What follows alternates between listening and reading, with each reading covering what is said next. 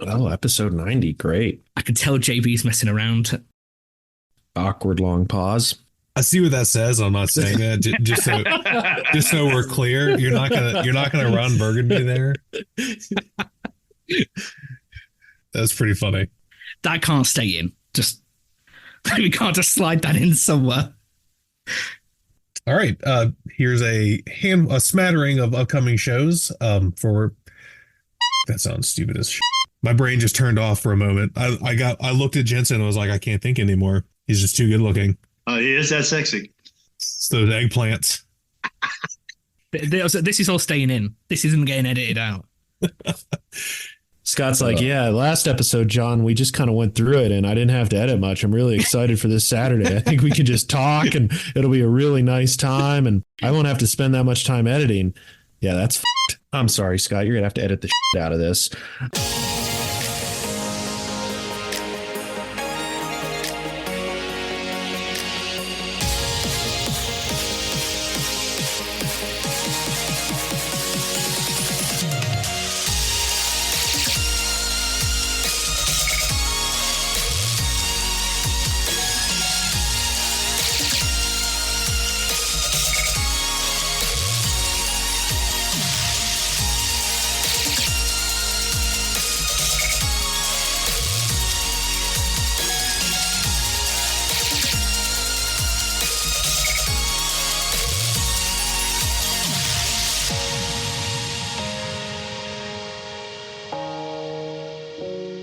Hello, everyone. Welcome to episode 90. We appreciate you joining us on the Plastic Posse podcast, which is brought to you by Tankcraft, Tamiya USA, and AK Interactive. It's great to see everyone online. We're down one today, but I'm excited to get to know everyone on this fine Saturday. And we'll start off with TJ. How's it going today? No, not too bad. Not too bad. Can't complain. Absolutely fantastic. What are you working on? Right now I've got a Panzerkampf Unzug Friedrich PK Friedrich machine krieger kit. I say this with like every design, but it is. I love PKA designs. They're awesome. And it's a kit I've had for a while. It's a cool variant of the PKA. And when the new PKA H0, like the first PKA, the new wave kit, when I got the email that it was released, I'm like, I got to build one of these right now because I'm not going to get this one from Japan for a couple of days. So I built that one while the one that I got from Japan was on the way. So I've got that ready. It's ready for primer. I took a picture of it last night. I still have to paint the pilot. Got a couple ideas with camo schemes. There's one I really like, but I kind of also want to try to do some brush painting on one. I don't know if I'll use lacquers, but I'll probably just use acrylics because I know how to, I've done that before. But the scheme I like, I don't know if it would really be conducive to that. So I don't know. We'll see. So I got that going. And then I have the new Wave PKA suit that I got. And I think I built up the day I got it. I think I built like 90% of it. Then I finished it the next day. Took a picture of it. That one I'm going to leave pretty much as is. I'm probably not going to resculpt the joints, do any of my normal stuff. I'll replace the stupid hoses with springs because that's like putting a metal barrel on a tank for me. That's an automatic upgrade. Then I'll probably paint that. And then I got another one that I bought. And then I went and bought another one that's also sitting in Japan waiting to come out. So I got two in my house and I got one in Japan with some other stuff that just got released that I'm probably going to send today. So yeah, that's what I'm working on. Bunch of machining krieger. Nice. I'm going to change your name from TJ to PKA because it seems like that's on your bench. But no, that's great. I'm looking forward to it. You were messaging earlier about potentially hand brushing it. So I think that's pretty cool. And I say go for it. Yeah. I should be working on something for amps because that's in like 2 weeks. But, whatever. Yeah, I know that feeling. Good Lord. 13 days away. So I know. And I mean, traveling there, it's going to be even less. We'll certainly get back to amps and certainly excited to see everyone. I'm going to go across back to Utah. We got Scott flying solo today from the States. Scott, how are you? I'm doing really good, JB. I just, got back from Commiesfest, which was great. Had a really good time over there with everybody. Such a great community over there. We've talked about that before, but Mojo's overflowing, but haven't really done a whole lot this week just because we've had life get in the way a little bit, had some issues here, but, excited to get back to the bench. I've got a little Hetzer that needs to be painted. I've also got that tractor vignette that's going to get back on the bench and got to get that rolling. I really want to get that finished. So anyway, it's good to be back and had a great time. Awesome. It was certainly great to see you. And I know we'll talk about commies in a little bit. We're going to go across to Jensen. How are you today, sir? You've gotten a lot. It's like Christmas in March in your land, I feel. And you're building models. I don't know who you are. Whoa. Who is this?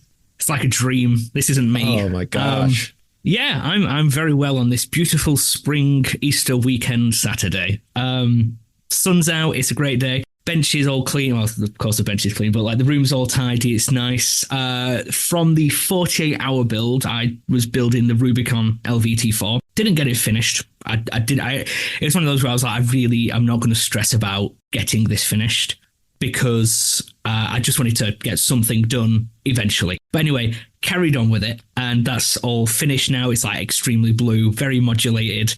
Anyway, very blue, very modulated, very heavily weathered, dusty, dirty, and all that. And that's a bit like, I've not copied JB because we know how I feel about that. That's my artistic tribute to JB. So inspired. That's the word you're looking for. Whatever helps you sleep at night. Helps you sleep at night, buddy. I'm an impressionist. What can I say? So yeah, that's all finished. Like my first finish in a long time. I love it. It's one of those models I've actually finished, and I'm not been like, nah, it's all right. I actually look at it. I'm like, that's actually a good model. I'm really pleased with it. So as soon as I finished, I started another kit straight away. None of this weird between model thinking stuff where I spend for some reason months deciding what to do next. So I instantly picked up the Takom Panzer 38T Hetzer early production, the non-interior version. Now I said this in a chat the other day. I was like, it's an okay kit. It's not awful. It's definitely not Takom's like A-list. It's got issues where it's like, come on now. But that's nearly all together, nearly ready for primer. But I'm going to 3D print some tracks because I just bought the Hetzer tracks from Faustus on Cults, so I can print them. Oh yeah, speaking of printing, I just had a new 3D printer arrive, Anycubic X6KS. The names are getting really fandangled now. But yeah, bigger build plate, so hopefully I can get through tracks a bit quicker and print in like upgrades and accessories. Really, what made me buy it actually was seeing TJ's Tiger with all the upgrades on and the orange tracks. I was like, that looks really cool. I should get back into printing again. But apart from that, yeah, been really productive, really busy. It's been a lot of fun. I like how you kind of shifted gears. You weren't going to do a lot of weathering on that LVT, but you kind of let it come to you, and you ended up doing quite a bit of weathering. And I think it looks really terrific. Yeah, that's Night Shift's fault. As I was just sat here one night on the computer, I had just his playlist running through every single video. I was just like, there's no reason I shouldn't weather it. Literally, the best tutorials are right in front of me, so just use them. So I did, and yeah, it's really weathered, but it's in scale weathered, and it looks natural, if that makes sense. So yeah, I'm just really pleased with it. Hell yeah, and I look forward to trading you mine at some point. Whether it's SMC or over the summer, we'll sort it out. So absolutely, that's going to be awesome. All right, Grant, how's it going out in California? Well, it's raining for one thing, so it's crazy out here. So once it rains in Southern California, everybody freaks out a little bit. Other than that, it's been good. Like TJ, I finished a Mel over the weekend, or over the week, I guess, and getting ready to do the joints on that. I have also been working on and I was inspired by our friend, Mr. Kruger. He had an old Darvac suit that he did some modification on that I saw that was at Commies. That was really cool, different and fun. And so I really wanted to try that. So I have an old suit, and I wanted to get that done as soon as possible. So I've been doing that, and I'm going to use the word inspired by because I don't like to copy either. And so I'm going to use that word. But other than that, it's been a pretty quiet week. So. Grant, that model looked great in person. All the guitar strings and the metal tank barrel and all the things Brian added to it. It looks really good. He's so inspirational. The guy is just the amazing builder, and they're okay. Huh? They're okay. Yeah, they're okay. One day he'll get there. And I also picked up a friend of mine traded me one of my kits for the Tamiya new KV2, which I never had before, and I was actually surprised by that kit. That's really a nice kit. I know the KV1 was good, but the KV2 looks really good, so I might start that. So. Yeah, the KV2 has the right idler wheel. The KV1, if you want to get super crazy, you should replace it with the trumpeter idler. Yeah. Because it was based off a museum tank, but that KV2 is really sharp. Yeah. Yeah, I really like it. Nice. And I'll wrap this segment up on the intros. I've done a little bit of work on Tacom's Tiger 1. It'll be done for amps. I was working on it throughout the week weathering, but the last 2 weeks have been kind of a whirlwind for me, if not 3. Barely made it back for commies. Super excited for that. A little bit of a distraction out in the desert, but we got through that. And fortunately, I was lucky enough to get picked up by Scott and Justin Lentz at the airport, a little bit north of town, and had an amazing dinner over at Mark Bradley's and saw everybody. So that was the highlight of last weekend, was certainly Commiesfest and seeing everybody there. Miss TJ, Miss Grant, Miss Jensen, hell, missed everybody that couldn't make it. It's certainly a fun little event, which is turning bigger and bigger. And I think the after parties are probably bigger than the event itself it's getting to be. So we almost need to get a venue for that. But overall, an amazing time. Super happy to see Justin. He came up from Texas. We had Robbie from Canada, his first time to the United States all. And he's just a phenomenal modeler and a great human being. Lucky enough for him to crash at my place. And I also got to thank Mark Bradley for putting both of them up on Thursday night when I didn't know if I was going to get back in time. So that's great. And then also Jeremy Moore flew in. And Jeremy Elliott. The list goes on and on and on, which I'm sure we'll talk about. And the show was absolutely fantastic. But that was last weekend. Throughout this week, as I mentioned, the Tiger 1 from Tacon I've been weathering. One thing I will call out, and actually I'll just mention it to TJ since we're online. One of the things I did was I attached all the road wheels except the outer road wheels, the outermost, 4 on each side. Unfortunately, if you do that and bump up those wheels against the torsion bars, the outer wheels don't seat into the hub. So there's like a 1 millimeter gap. So they just float there. And I'm like, oh boy. So I'm rather disappointed about that. And we'll talk more about managing expectations in our first segment. But I think a solve to that is you build them all, like you do the double, then the single, and then the single, then the double, which is how the Tiger mids are. And I think if you seat them all together and then interleaf them and put them on, it'll be fine. But since I left the outer ones off, I thought you could just pop them on, and that's not the case. So maybe a little bit confusing. I'll post a picture online, but that's one of the things I ran into because I'm nearing the final steps on that. I have a motorcycle and some stowage to put on it, but that will be done for amps. And then I'm also very fortunate to have Scott's Leopard 2A7 that Tamiya graciously provided us. So I'll be painting that today as well. Hopefully I'll get through some of the oil work on the Tiger and let that sit, and then get to the 3-tone NATO scheme on the beast of a Leopard 2A7. But that's really what's going on in my neck of the woods. So it's just been a lot of fun. And I know I'm going to turn it back over to Scott to talk about a special event that we had and some of the winnings and competition from it. Yeah, thanks, John. Yeah, that I'm super excited, by the way, for you to see the paint job you put on that Leopard 2A7. It's great. And that kit comes out May 31st. And I think a lot of modelers are going to be really, really happy about it. It's a great, great kit. Anyway, going back to a few weeks now to the 48 and 48. Just want to give a short update. If you've won auctions, most of those have either started shipping or are being staged. If you're waiting for a book, we've shipped the books to the people that were going to sign those for you. So be a little patient on that side. If anybody has a question, they can message me, but should have those packages start arriving in the next week or two. Unless you're going to meet us at Best of the West in Las Vegas, I'm going to actually be hand delivering a whole bunch of those prizes to people. So look for that. But anyway, appreciate everybody's patience. And you should see those start to come in really, really quick. All right, let's move over to Jensen for our first discussion point. Thank you, Scott. Yeah, so I was having to think, and I've seen a few posts online, and I was thinking, what do we come to expect from model kits? I've seen a few posts on Facebook where people have been like, oh my God, don't buy this kit. You have to put all the guide horns on these tracks. Or don't buy this paint. It doesn't thin with water. And I'm just thinking, like, isn't it up to us as consumer and modelers to at least look into this stuff before we buy it? I also see a lot of posts of, I've just bought this. Is it any good? It's like, well, didn't you look into it before spending money on this? And I just think, is it something that we shouldn't really go online and bitch about these products when we should really look at reviews or information about this kit? And not being able to use the internet's not an excuse when you're going on the internet to complain.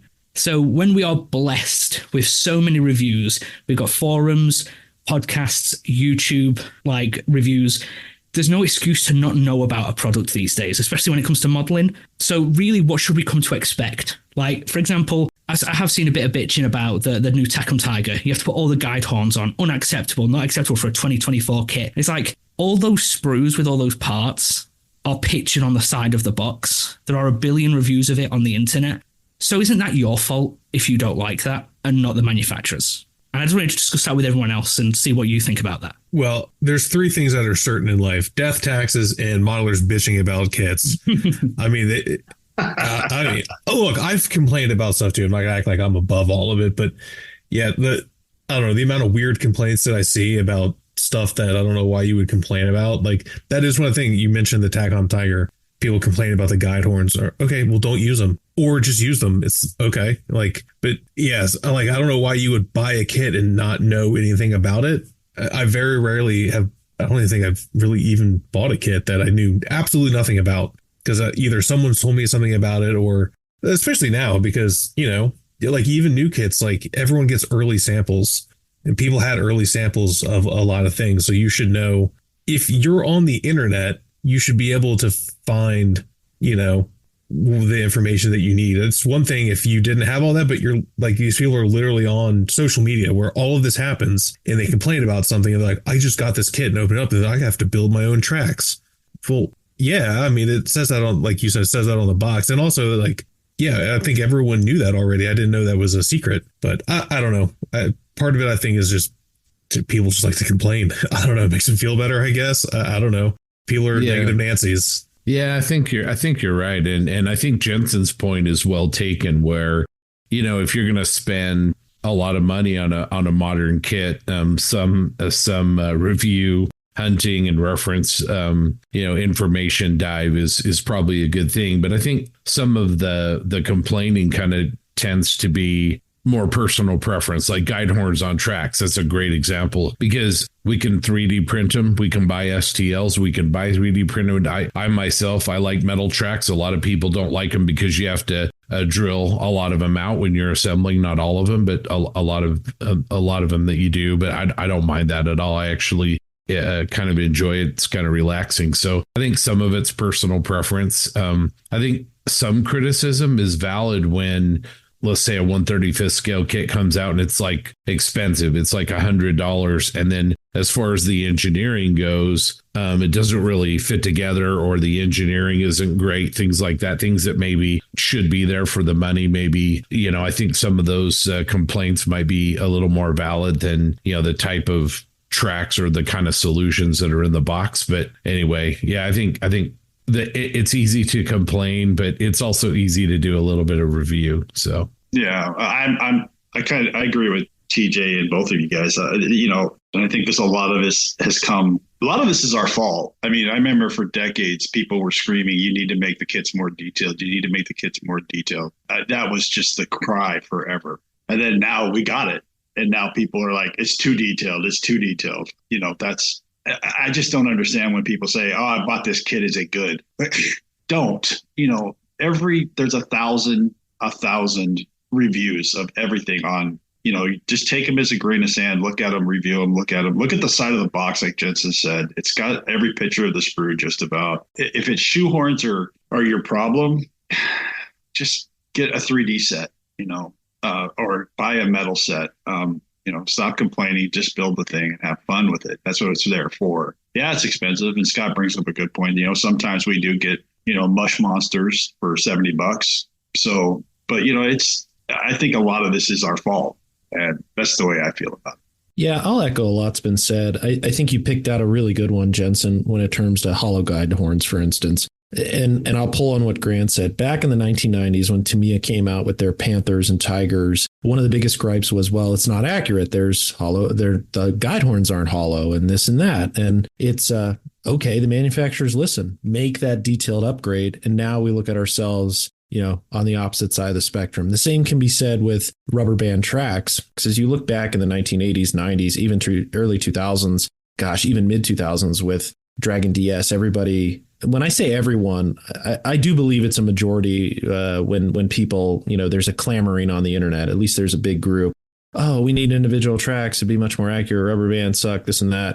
Manufacturers go the opposite side of the table. Like, okay, fine. You want it, you get it. Here you go. And then there are certain groups online that almost are very predictable in a sense of how the community is going to react. And maybe that's another thing too, is when you look at the different groups on Facebook, I think that shows you the different types of modelers. And there's nothing wrong with the diversity of modelers out there. But certain demographics, you can almost bet like clockwork that certain comments will be said. Now, I will say and echo what some of you have said, that there are legitimate gripes out there. No question about that. One example I will talk about is the Tacom Weasel.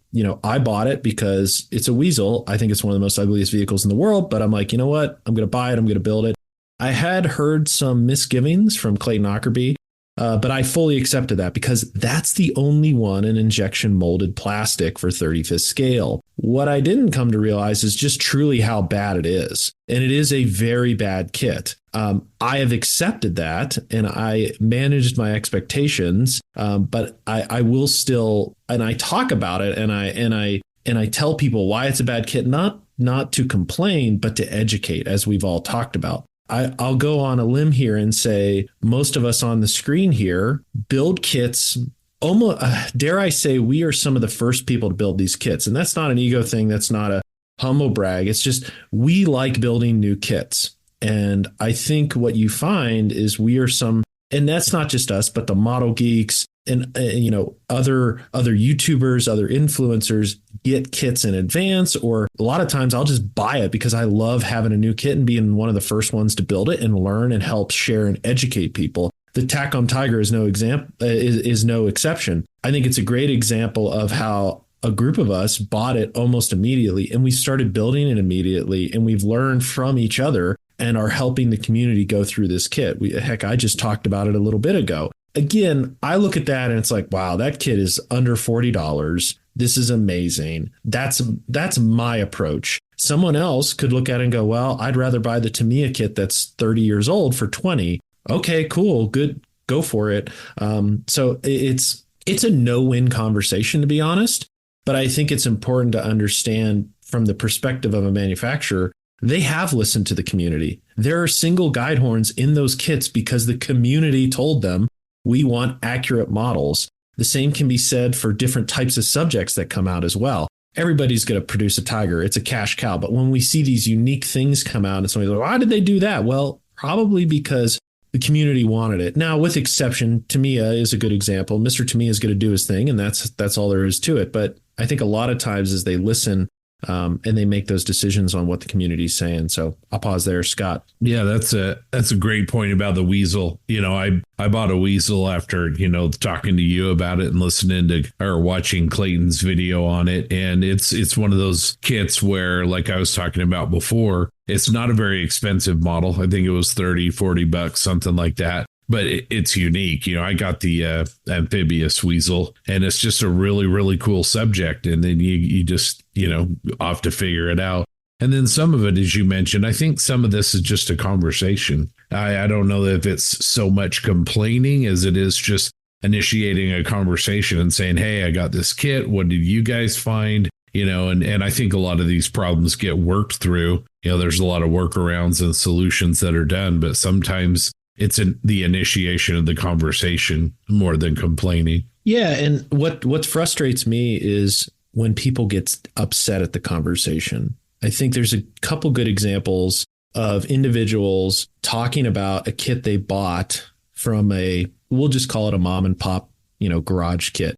It was probably about a month or two ago. The individual posted some pictures of a turret and showed him next to a drawing and said, these aren't really close at all. And what was frustrating was some of the people attacked that person for publishing the drawings with, why didn't you reach out to the manufacturer? This, and that. I'm sorry, he doesn't have an obligation to. He's just sharing that information in the open. And then I even saw the manufacturer get all heated and throw a tantrum. And it's like, that's just embarrassing. If anything, you should proactively reach out to that person and say, hey, thanks for calling that out. I really appreciate it, and work with them to improve it. It's okay they put it on public. That's the whole point. If you don't want to be, talked about in public, you probably shouldn't even build models or share a picture or sell product. That's the name of the game. It's no different than Yelp, for crying out loud. You don't see, well, maybe some restaurant owners, but like that's the world we live in today. You have to expect that your product is going to be criticized in public. How you react to it shows what kind of person and what kind of company you are.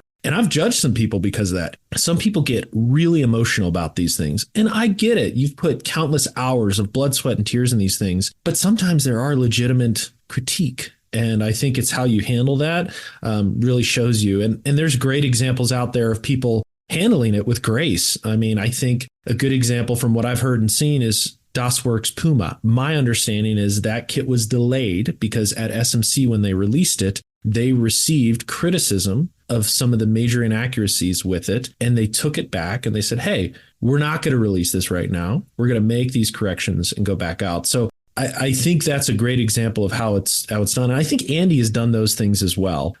So it's those moments that give me a lot of hope. But at the end of the day, social media is social media. There's always going to be complaints. To be honest, I leave those groups. I find myself posting in probably 4 to 5 groups now because it's the type of attitude and the people I want to hang out with. It's no different than in school or, when you're out in social environments. I'm not going to hang out with you if we have different opinions. And well, I shouldn't say that. I love different opinions, but it's okay to disagree. But and I'm sure all of us here online do that. But there's certain attitudes I can't stand. And that's probably the better comment is it's not the difference of opinion, but the attitude in which it's communicated. And it's depressing sometimes when I see people, their complaints, even when like they don't read the instructions and they're like, well, this didn't fit. Well, you kind of put the turret roof on upside down. So I can't really help you there. Gosh, there's good examples of that online. Anyway, we could go on forever on this topic.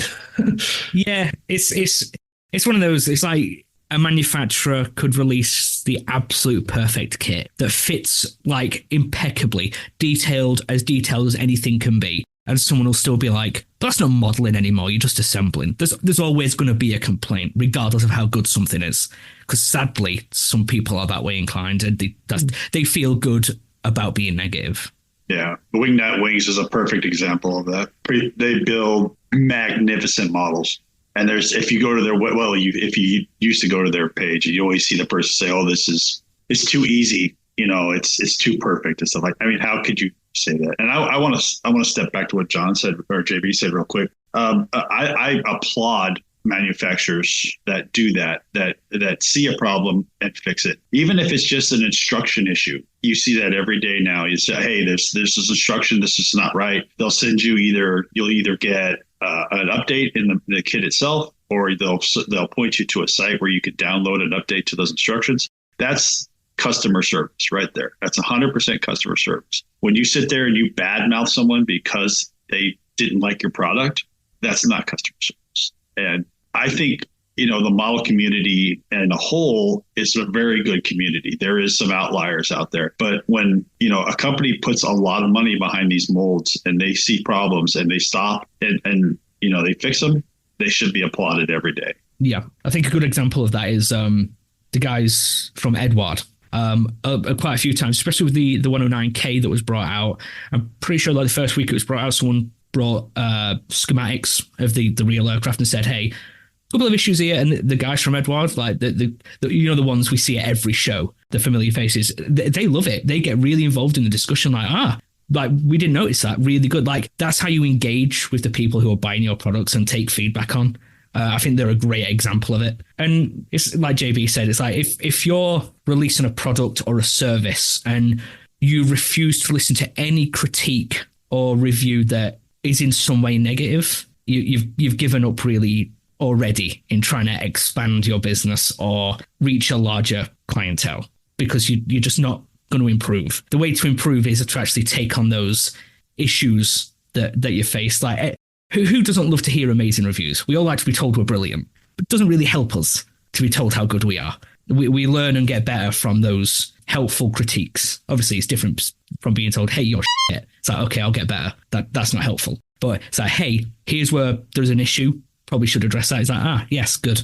I will address that in the future. No, I was just going to echo that. I mean, it all, we love that word feedback. And I think that's really what it comes down to. And when you give feedback, it's all about the communication, because you can communicate things in a sense of very polite, respectful, and be a partner with helping someone. Or you can communicate the same message and receive a punch in the face. I think there's a delicate balance between those sometimes. And unfortunately, the ability to get punched in the face on the internet isn't there. So people act like they wouldn't in person. And I think that's a problem too. And we see that in the community all the time. But, going back to your point, Jensen, it really comes down to, that manufacturer, I think, listening, taking the feedback, improving. And sometimes corrections can't be made. And I get that. I understand it. The molds are cut and, hey, we're going. And it's unfortunate, but that happens. I am curious, in a world of unlimited information in some regard, manufacturers do still miss things. I guess you get so blinded after working so long on something that maybe you miss something obvious. So yeah, maybe that's a good sign that you need third party kind of evaluation as well, just like editing a book. But no, yeah, I agree. And I think, unless anyone else has anything to say on the matter, I think that's quite a good discussion.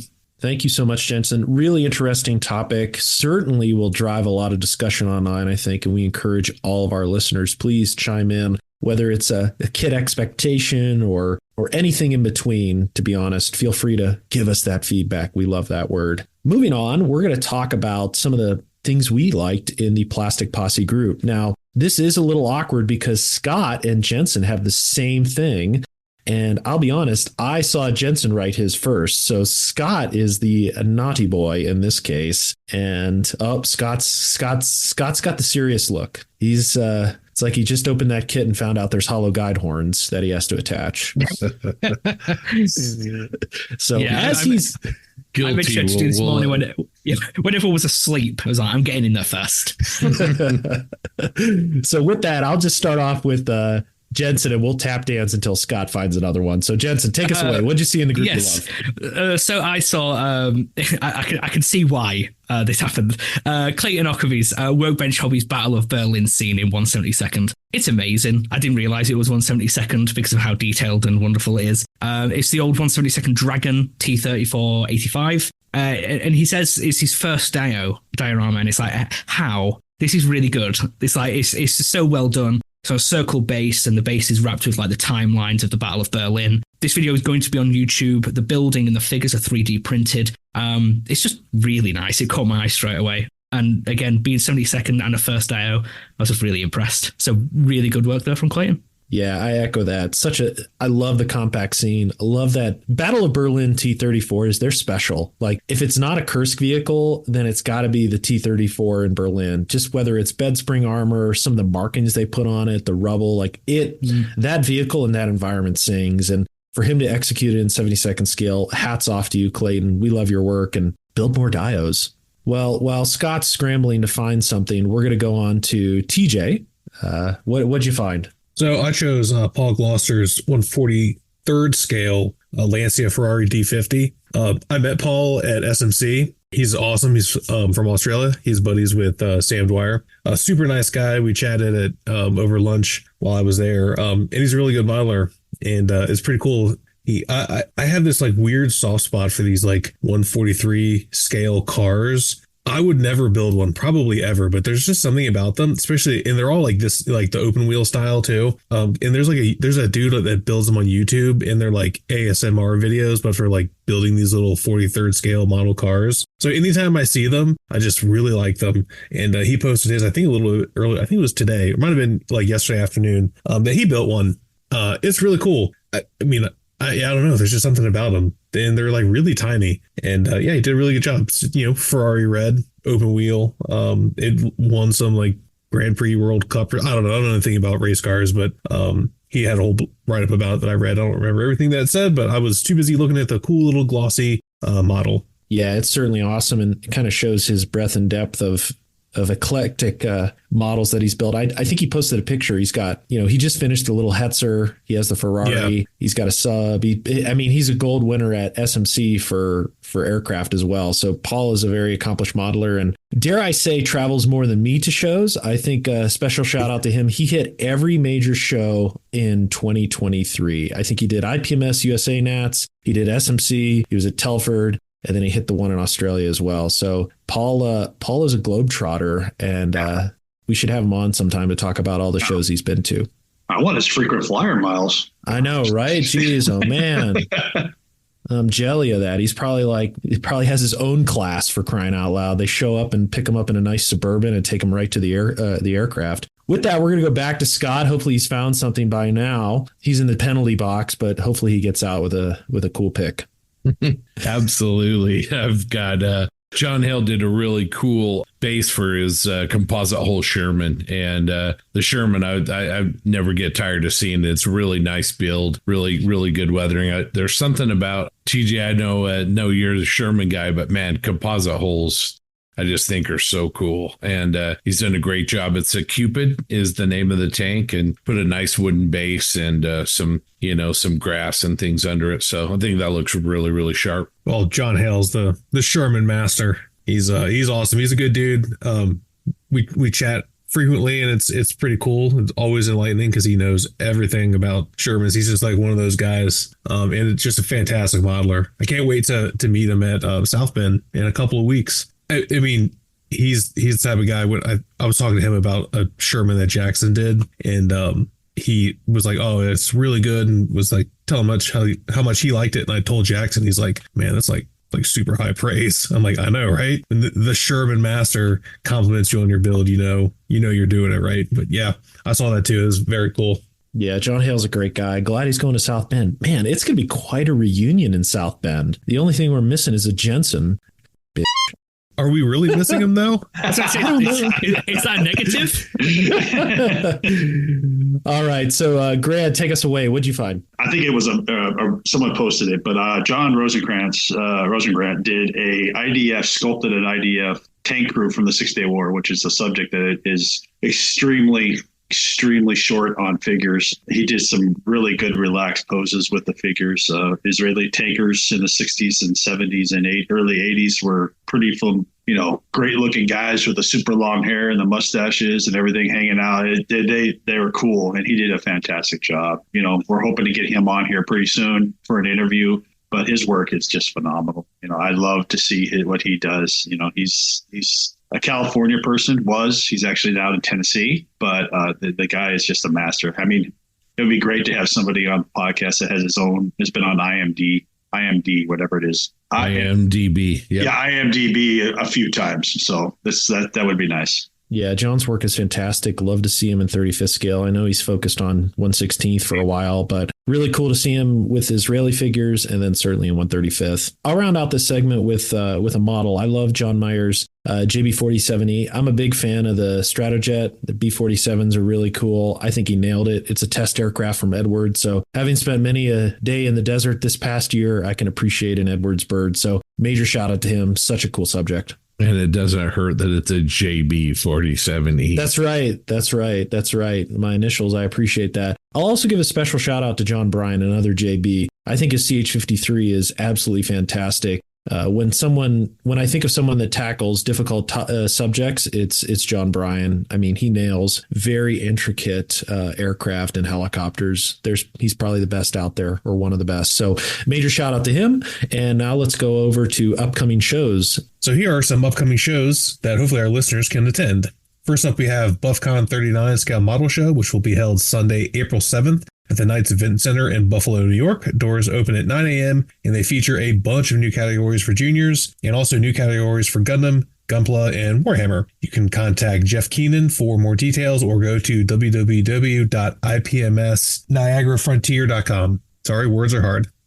The AMPS 2024 International Convention will be held April 11th through April 13th at the Century Center in South Bend, Indiana. For more details, please go to www.amps-armor.org. Most of us will be there, not everyone, unfortunately, but that's going to be an awesome show. I cannot wait. The Tulsa Modelers Forum and the Tulsa Miniature Motor Works are proud to present the Route 66 Model Expo. This show will be Saturday, April 20th at Park Church of Christ in Tulsa, Oklahoma. The show will follow the lead of PAXCon and be gold, silver, bronze. Check with Casey Gray on Facebook for more details. Can-Am-Con 2024, presented by IPMS Champlain Valley and Mount Mansfield Scale Modelers, is being held on Saturday, April 20th as well at the William National Guard Armory in Williston, Vermont. The show begins at 9 a.m. and the theme this year will be the Junkyard. For 2024, they have added a Gundam category, and entrants can choose to display only 2 models or less included with the price of admission. Oh, that's cool, which is only $1. Check out the Mount Mansfield Scale Modelers Facebook page or contact Ron Hoeg at badcheck75 at hotmail.com. May 3rd and 4th is the 81st annual MFCA show, which will be held at the Radisson Hotel, Philadelphia East and Trevose, Pennsylvania. Calvin Tan will be a featured speaker at this year's show. We'll be giving a presentation on painting with AK 3rd Gen acrylics. More details over at mfcaclub.com. I know I'm super bummed that I will not be able to make it to this year because I have a concert the very first day, and I am not missing that because it's my favorite band. So unfortunately, I'm going to have to push that off until next year. Houston Model Mania will be held on May 4th at the Stafford Center in Stafford, Texas, and has dual themes for 2024. May the 4th be with you and adversaries. They have a great vendor area and awesome facility, and a special Subarashi Mecha Award for Best Mecha. They are also implementing a gold, silver, bronze system for their show. All right. The next is the Best in the West show and convention being held on Saturday, May 18th. Oh, it's a day Mount St. Helens erupted. At the Orleans Hotel and Casino in Las Vegas. The show will be put on by 5 different groups, modeling groups, and runs from 9 a.m. to 5 p.m. Sounds like a lot of fun. Contact Jay Bergeron on Facebook for more details. I will be at that show. So hopefully some of the other guys, Scott and a couple of the other guys will be there. It's a great show.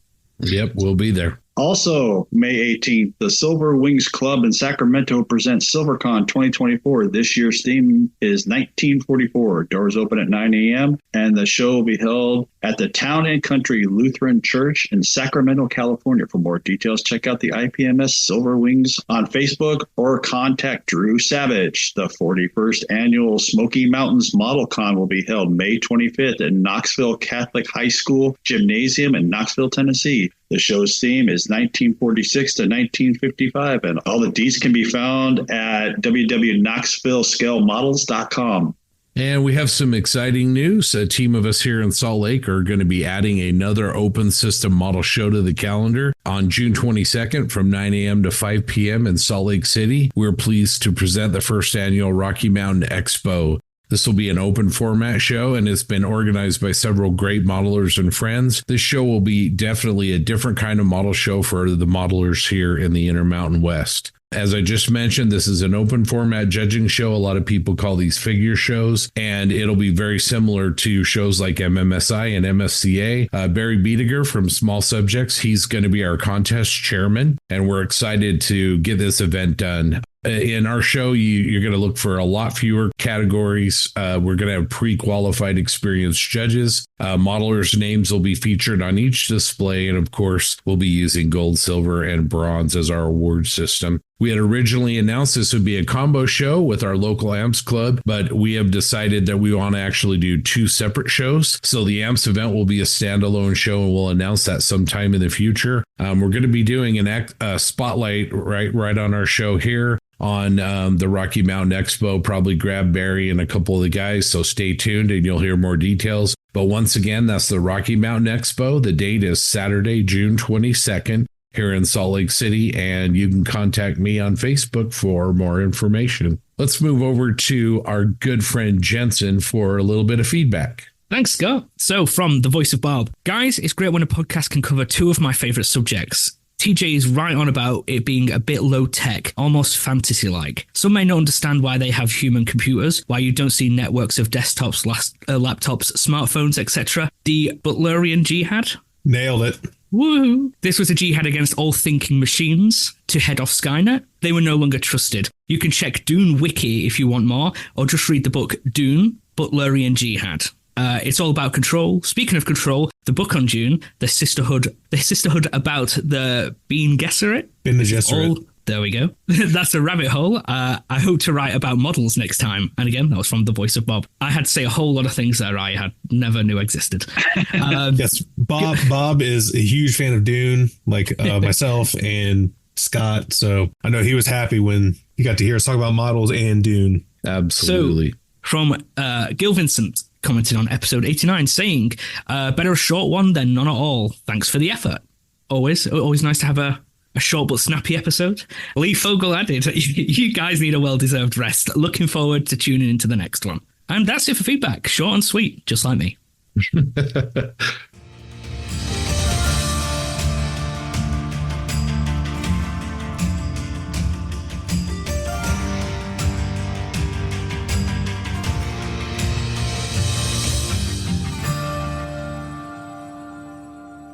Well, next up, we have a special segment on a couple shows some of us have been to, and we're lucky enough to have a special guest with us. Mr. Rick Lawler has joined us. How you doing, Rick? I'm doing good, guys. Nice to see you guys. It is great to see you. I'm a little jealous of your past weekend, but I had some fun with Scott, and Grant is here to help drive us through this little segment on shows that we recently attended. So, Grant, I will turn it over to you. I appreciate it, JB. All right, we're going to start off with a little show in Chicago that our friend Rick Lawler went to, Adepticon 2024. If you guys don't know what that is, it's a huge gaming show that takes place like the one we went to in Las Vegas last year.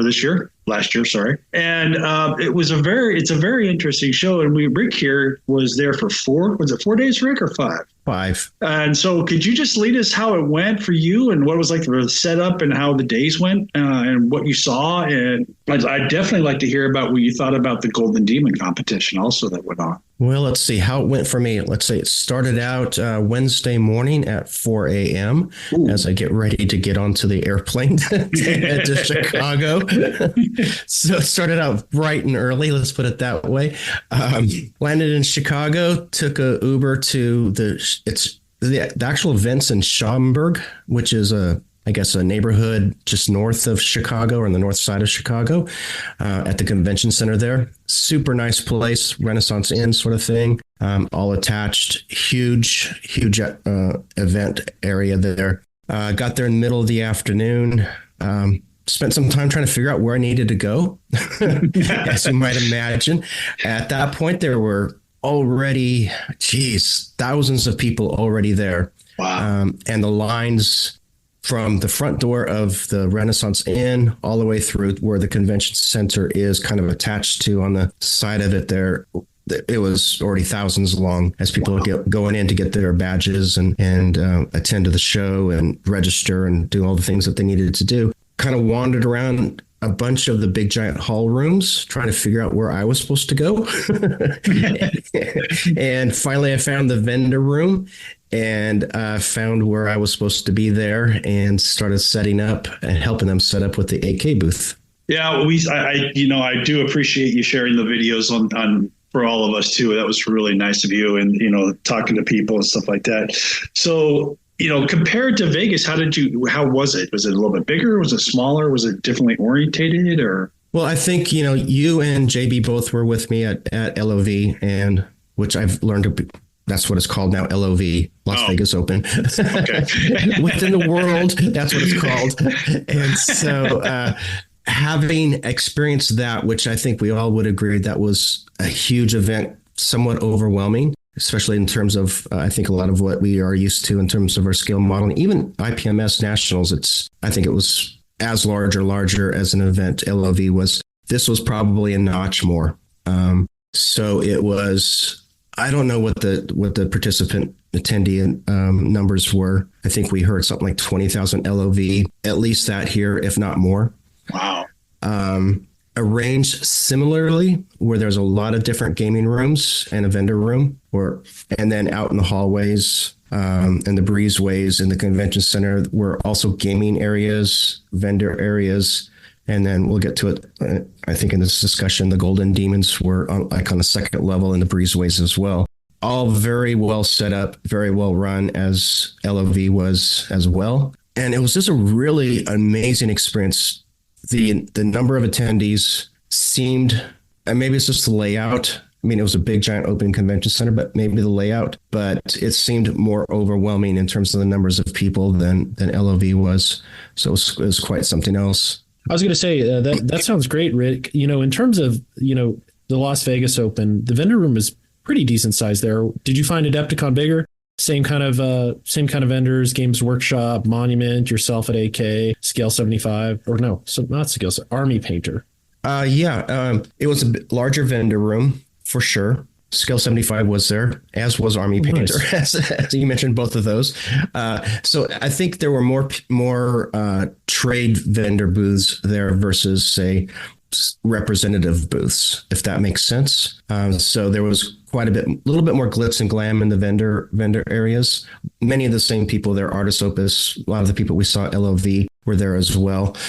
So that part was the same. I think all of the vendor booths seem to have a little bit more square footage in their booths. So everybody spread out a little bit more or had more to present. Let's put it that way. In terms of Games Workshop, they, of course, were a major sponsor of this. And they had, how would you compare it to LOV? I mean, they had a pretty big space at LOV, if you recall. Right. They had, if they were kings of the mountain at LOV, they owned 2 mountains at Adepticon. Wow. So, they were obviously a primary focus. Of course, they host the events and sponsor a lot of what's going on there. So they had a huge footprint in their vendor area. And of course, their presence was throughout the entire event. Nice. I guess, Rick, I'd like to ask a question around the participants themselves. I think one of the things that I wouldn't say surprised me in Las Vegas, but was interesting is that not a lot of gamers, well, that's changing, I should say, know brands outside of Games Workshop. And, I'll call out, AK, the company you're associated with. Did you find a lot of people coming up and asking about your products and wanting to know more about things that us modelers know like the back of our hand? But I think for that community, the amount of consumables, paints, weathering, pigments, all these things, it seems like it's really starting to take hold there. Did you find that the same, I guess? Did you have to educate them and show them like, here are the different things, here are the different techniques, and kind of walk through the weathering pencils and other things like that? Yeah, a lot of that was similar. It's so coming straight off of LOV, because that was just a month before. So we already had that introduction, as you just kind of described, where there was a difference in experience and background levels between, I guess, what we would call scale modelers and, war game modelers, or however you want to differentiate those two genres of modeling. I think overall, so part of my, let me back up. Let me go into my work role here for just a second here. So part of what I do, of course, I was on the demo tables throughout the entire week, which meant that I was at the booth, at the tables in front. So I was solo by myself, and throngs of people coming past and asking questions. And of course, we had the sales staff behind me introducing products or talking about products and say, hey, Rick, can you show, so-and-so how XYZ item might work on their projects and stuff like that. I kind of felt as though there was a baseline that was a little bit higher than what we found at LOV. Many people had experience with, say, enamels or pencils, or at least had a pack of pencils or had some enamels in their cupboard. And it was just a matter of, how do you use these? Or I've tried these and this is my experience with it. Similar to LOV. And so it was a real simple task for me to say, well, let's sit down and let's do this. And so my days, similar to what was LOV, 12 hours a day, was to take my little demo pieces and I'd pull out my pencils, I'd pull out the enamels, I'd pull out the deep shades, I'd pull out whatever product it was that we were talking about and do that on the little demo pieces and have a little crowd around me, or a big crowd, and showcase those particular products for that particular attendee. And of course, that would lead to other questions. And it was really a snowballing effect, because as you guys all well know, and we all know in terms of modelers, is that products are not isolated. They build upon one another. So it's like, oh, you could do this. And then if you add this on top of it, then this is what happens, and such and such. And these work together. So I don't know if I answered your question there, but it was a lot of fun. It was a lot of work and a lot of people. Man, these shows sound amazing. I mean, just trying to imagine the scope and everything. But so basically the booth you were in was AK, and was it also Lightspeed Global or just AK? It was Lightspeed Global, similar to LOV. So Lightspeed Global is They bring the booth to the events, and it's their staff, and then I'm the representative from AK. Nice. Yeah, I saw some of the pictures of you painting with quite a crowd in some of them. Definitely. But, what were some of the products that were probably more popular, like the Gen 3s or the inks or all of the above? Or that was interesting. It almost varied day by day, which was kind of an interesting phenomenon. I'll back up a little bit in terms of my work and how the booths work as well. So again, I was reporting back to AK. I would send them video every night after I got back to my hotel room, and they put together these little shorts or reels or whatever you call them, and they would put them on social media, Instagram and whatever. And they kept asking me, it's like, could you please let us know so we can broadcast it when you're going to be doing your demo events? So like, for instance, 10 o'clock would be deep shades, 12 o'clock will be pencils, 3 o'clock will be whatever the case may be. And I'm going like, it took almost 2 days into the event before they finally realized this is not that type of an event. There's no place for anybody to stand or sit except for crowding around the table. And it's very free flowing, which I actually prefer. I love that type of event versus, say, a static sort of, I'm going to show you how to do this. So what was your question, Scott? Oh, what were the products? I think the takeaways from a company perspective, what for me was, and something I reported back, was how well-known Gen 3 paints were to the general attendees, and how many people would bring other people over there and say, these are the paints I've been telling you about. So that part was really positive in terms of, as a company, being able to report that back. Many people have heard about the inks, have no experience with inks. Now, I didn't have an airbrush there, so everything ink-wise was through the brush. But the gaming world is very attuned to OSL and things like that. So the inks are very part of their community. And so seeing the inks, that they're an acrylic ink, and having, again, word of mouth, that helped a lot.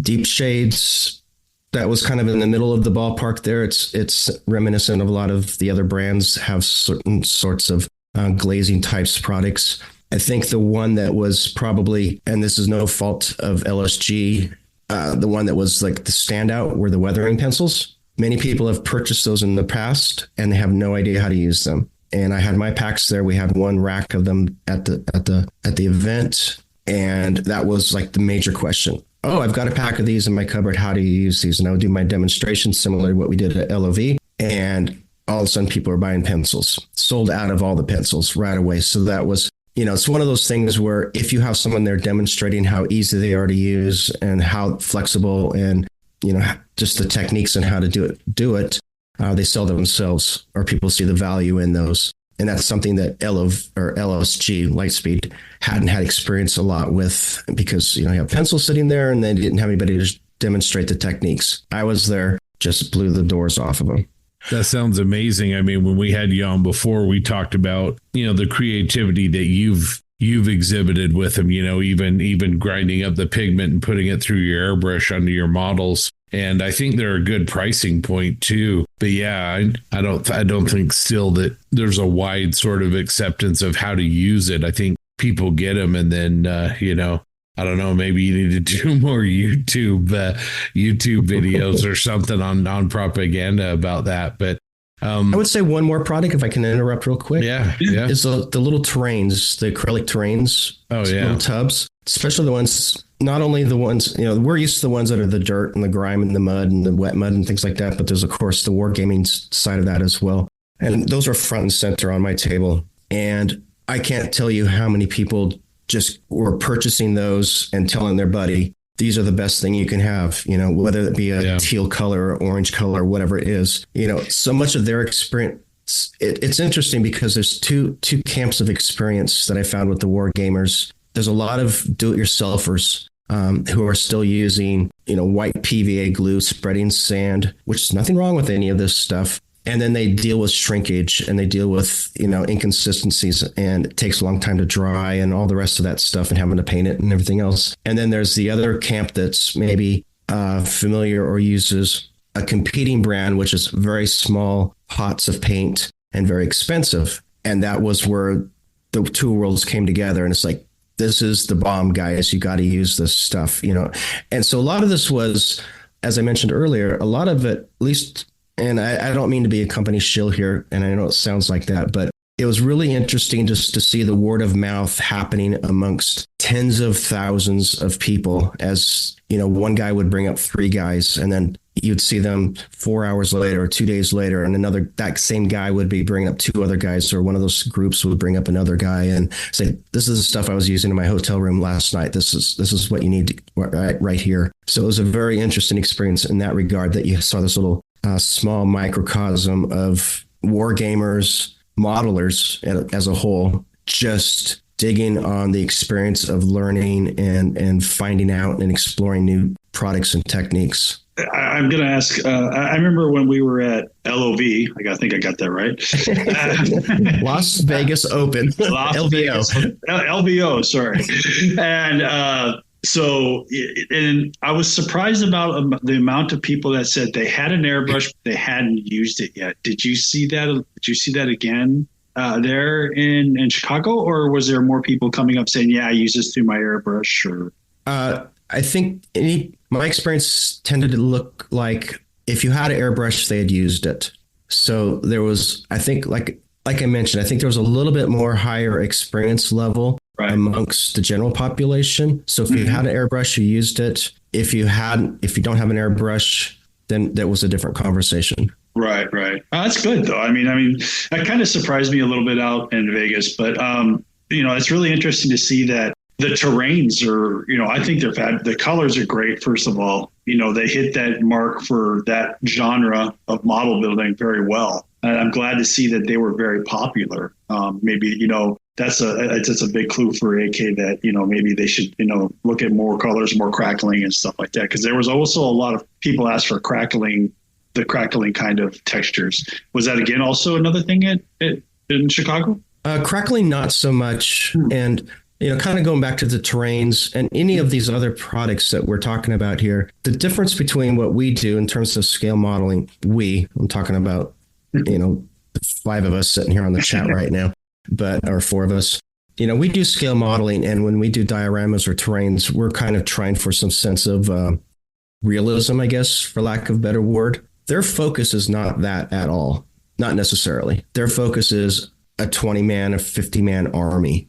So how quickly can I get that done and make it look nice? Now I've learned, Grant, you probably know this, there are bonus points for how nice your armies look and things like that when you place them on the table, how nice your little platforms look like and everything else. So they're looking for quick, effective solutions to those issues. And the mindset is a little bit different. So when I would say, well, you could do this and then you can add this and do a wash and do a pin wash and you can bring out every rock detail, they're going like, I'm not going to do that for 50 of them.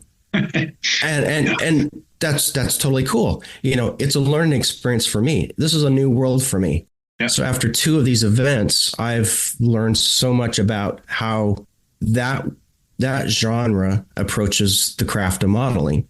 And there a lot of overlap and a lot of similarities, but there's also some differences just because of the necessity of how they present their models versus how we present our models.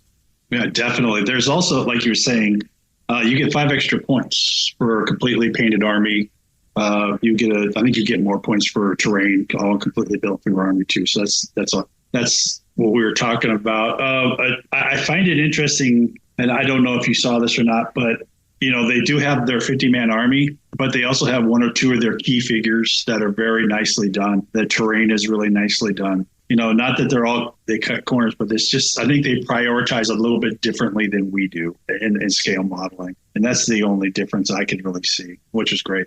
So I want to talk a little bit about, did you get a chance to see other demos or see other people I know you're a big Eric Swinson fan. Did you get to see him, talk to him a little bit?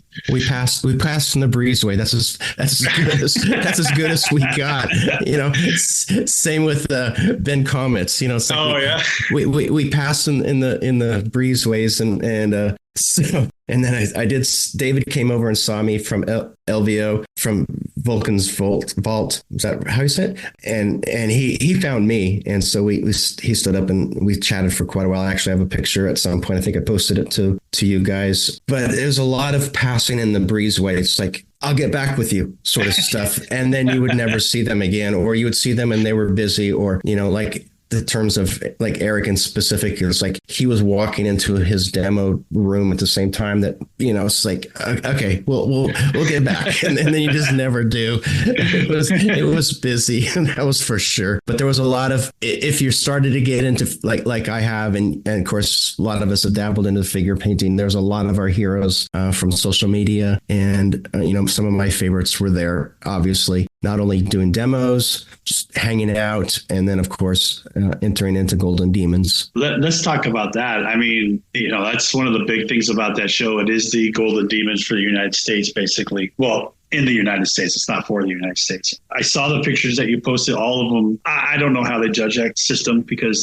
they all look fantastic to me. But I remember you telling us that you talked to a gentleman who did some really good work, didn't get an award, but got some really good feedback. How did you think about that concept that they give there for the Golden Demons? I think that's great. I think they are willing to share with you whatever the participant asks for. So in terms of that particular gentleman, that was on Sunday, so the last day of the event. And he had already talked to them, realized where his placement was, and went ahead and pulled out his piece. I don't know. He had to travel, but he was going through the vendor room, and he had it all boxed up and such. It was obvious what he had in his box. It was like, oh, this is a really nice piece, And it wasn't the first time I'd seen some of these walking around here. So, but anyway, he stopped because I was doing demos with him, and I'm going like, why am I doing demos with this guy?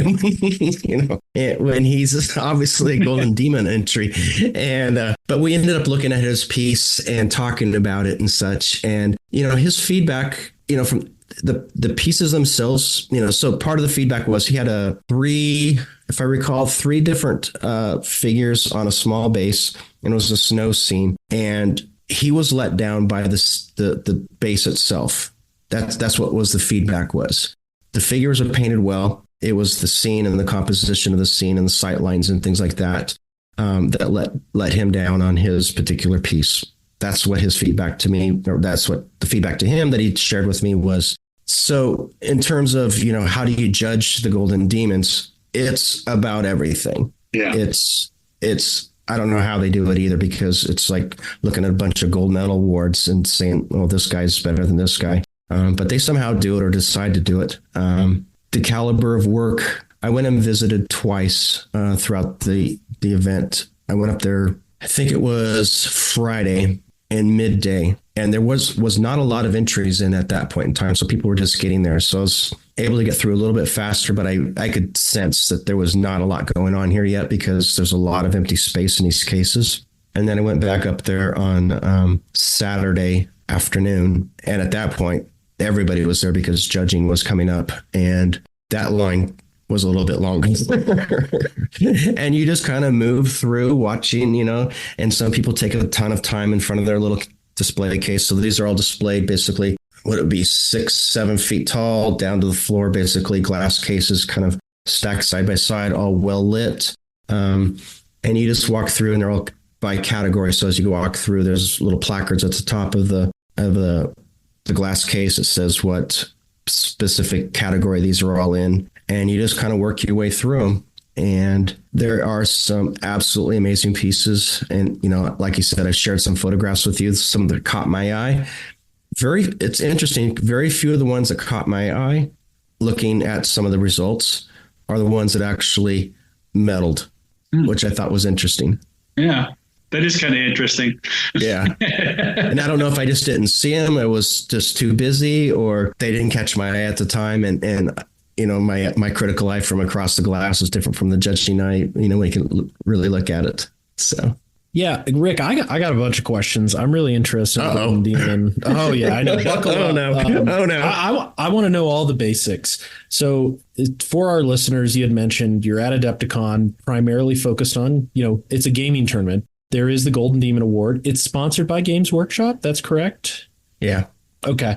And, when we were at LVO, there was a small piece, area. I think, gosh, maybe there was 5. There wasn't that many entries. For Adepticon, for the Golden Demon display, you had mentioned, and I think I saw a picture of a room, but for sense of scale, how many entries do you think were in the competition? Oh, goodness gracious. Let's back up slightly. So what you saw at LVO, there were multiple of those small scale competitions throughout the event. Mm-hmm. So there would be sponsorships by different companies. And so you would have basically what we saw at LVO at like 6 different places throughout the tournament areas at the front end where you walk in, even bigger than those. And each one of those would have maybe something between, 15 to 30 pieces in those that were not in the Golden Demons. So take those off the board. If you go up to Golden Demons, it was on the 2nd floor in the breezeways up above, and it took an entire wing. And so the Golden Demons display was a square or a horseshoe, if you will, probably about 30, 40 feet on a side and 15, 20 feet on the narrow side, top to bottom, 6, 8 feet tall, with shelving all the way through, lighting on either side of each of the different compartments. And so within those, you probably had, between the different categories, 500 pieces, 600 pieces, something like that. That's way more than I expected, to be honest. Yeah, I could be wrong, but, a lot of the little small ones, the 40K stuff like that, they put a bunch of them in the little space. So you wouldn't see them. Some of the larger pieces, there'd be 1 or 2 within the space. And with the Golden Demon, to enter, you have to enter a Games Workshop figure. Is that true? I'm unsure about the rules because they keep kind of flexing, and Grant may be able to help me there. It has to be at least, I know it has to be kind of Golden Demon or Games Workshop-esque. There can be some modification, if I understand it correctly. Right.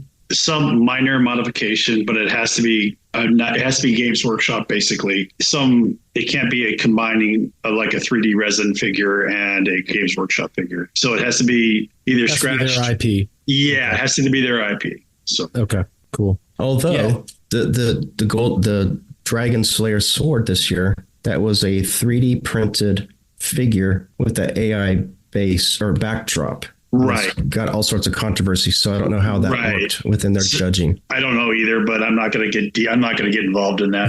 There's people out there.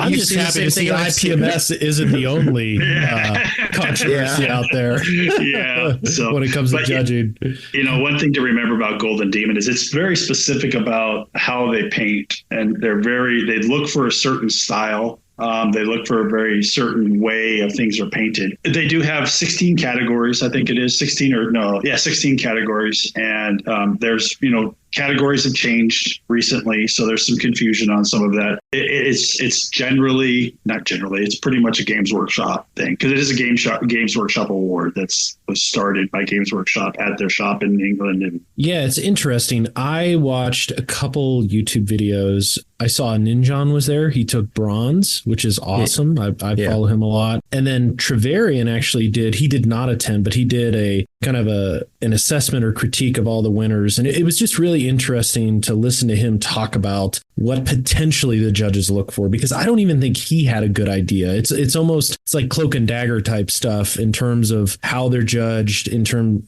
composition, painting style. What I found interesting with him was Trevelyan had mentioned that the style that was being awarded this year was much more stipple blending than glazing. And it was just really, and I highly recommend our listeners go Trevelyan Miniatures, Golden Demon. It's probably I feel like it's one of his longer videos, but he walks through all the entries, talks about them, calls out specific things. But it was, again, really interesting to see him critique them. And I assume what he's talking about is very similar to how they judged. But the stipple technique is something that was interesting to me, because you see Calvin Tan, Duomo Ortiz, and a few other scale modelers do that. And it's much, it just is really punchy in terms of style. Yeah, I watched those videos as well when I got back, and that part was really interesting too, because one, I wanted to see because I didn't know who had placed throughout the event.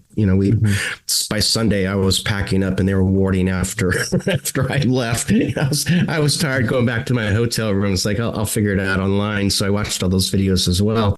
He's done a number of those. Trevelyan has for a lot of different years. So it's a good catalog to go back into, because he does critique. And I did pick up on that stippling thing that you were talking about, John, which I thought was really interesting. Not that I would necessarily notice it, but then I start looking at some of the other people that I follow, and I start seeing, oh, okay, I see what you're talking about in terms of how the figure painters in those categories might be changing their styles a little bit, and it's becoming a little bit more accepted. So again, broadening their range or their viewpoint perhaps a little bit more, encompassing a little bit more techniques from outside the specific 40K genre, specifically aesthetic. Yeah, and speaking about the aesthetics, the one thing that I took away, and it just further exemplifies that, I should say, demographic of the hobby and wargaming and miniature painting for that matter, is just how punchy the colors are. I freaking love it. It's kind of what we took away from LVO, where I come home and I'm like, man, I have a very drab color palette on my desk, and I've spent a good amount of money brightening it up with AK third gens.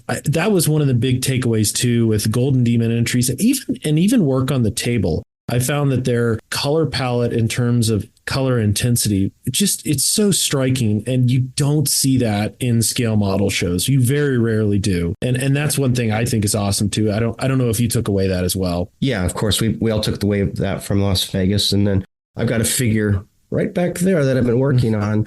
One of my demo pieces, like we did with Las Vegas. It's like, I've got pieces on my table that it's like, I think I might keep working on this one for a little while. I've repainted them like 4 times by now. I'm trying to punch up that color palette like you're talking about, get those highlights higher and those shadows deeper, and bring out those bright colors and such. It's tough. It's a real learning curve. And we're at the beginning of the conversation, Grant, you were talking about, products and techniques and what did you find, this and that and everything else. And, we bring our own toolbox to what we do in our genre, and they have their toolbox of what they do in their genre. And part of that toolbox that they have is how to paint at that level and bring those punchy colors and the contrasts and all the rest of that stuff. And so it's kind of humbling when you step back and say, I'm going to try to put that together into my toolbox, takes a little bit of theirs and put it into mine. And I'm sitting here for week here now, overpainted this guy 4 or 5 times, trying to do this stupid stuff. It's like, I'm watching the video, I've seen the things, I've talked to you guys, and I still can't get it to quite connect in my brain and my fingers and my paintbrush. So, it's one of those things where you just don't want to take anything for granted, or I don't know what the right word is, belittle or look down on somebody because, oh, you don't know how to do this? Well, try to do something really outside your wheelhouse and see how hard that is, even though it's painting. Our painting is different than their painting. And it's not that easy to switch those gears on and off. And I appreciate that. I mean, I think in an earlier podcast, when I was on with you folks, we were talking about figure painting and things like that. And I think Scott asked the question, is like, do you think, as I start trying to get better at figure painting and learn about figure painting, will that help me my scale modeling? And I said, yeah, of course. And it's like, yeah, of course it's going to, because I'm going to get a bigger catalog of knowledge in my toolbox that I can pull out for whatever the case may be, whether it be muted colors or not.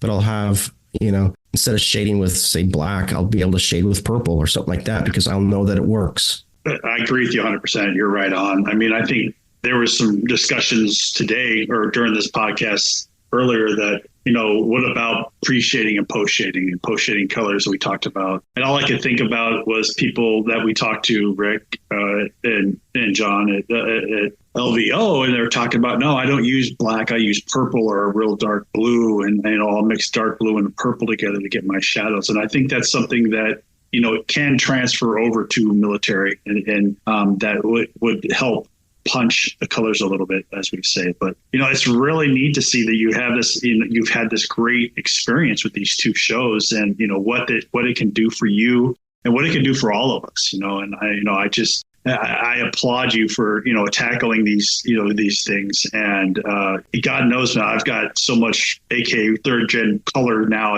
I open up my thing and I'm like looking for OD and I don't even have any OD anymore. So, and that's the same. I'm going through mine. I'm going like, I'm looking for my non-OD colors. It's like, I want my just red and blue and yellow and green. Just curious, what's something that you want to take away from what you saw as far as all these armies and the Golden Demon entries? You've spoken to color a little bit. Is there anything else that maybe you'd want to see more scale modelers doing as far as the way things are painted and presented? Well, I guess the first thing that kind of jumps out at me as you started asking this question, not necessarily knowing where you're going with it, is the armies that these guys are putting on the tables, they do care a lot about. So as I was walking around out, I haven't shared with you guys half the pictures that I took, but the level of work that these guys do for their armies is absolutely fantastic. It really is. It's like, I'm like, oh my goodness, I couldn't imagine doing that much work 50 times over, sort of thing. You got your squad of 6 guys here and a squad of 6 guys there, and slightly different pose, but it's all painted the same and it's to a super high level. So there is, I don't even know how to put it. There's a quickness and an adeptness and a preciseness in how these guys do their work. There's something that they do that we get stuck on. It's like I'm worrying about the details a little bit too much early on in the stage where they're just going like, I need to get this done. I've got 17 of these guys to do tonight and I'm going to get it done and I know how to do it. And that comes through repetition, I guess, and practice. But I think that's part of it. And they bring it up to a very high level, which is very impressive. In terms of the terrains, that's really that's harder to judge because as we saw at LVO and here, a lot of the terrains, the big mats are provided or they're brought out. So those are kind of clunky. There'll be a snow scene, a castle scene, or this or that or whatever else, and they don't look great. They focus on just the little individual bases that the figure itself is standing on. Some of those, as we talked about a little bit earlier, that's probably where they get let down the most. That's not their focus. So, that's where those terrains we talked about earlier come in handy because they can up that game a bit very easily, the same way they do their painting quickly. I don't know. It's an amazing community. It really is. I think, JB and Grant and I, who went to LVO together, and then again, myself here at Adepticon, there is no lack of modeling at a high level that's being done by these gamers.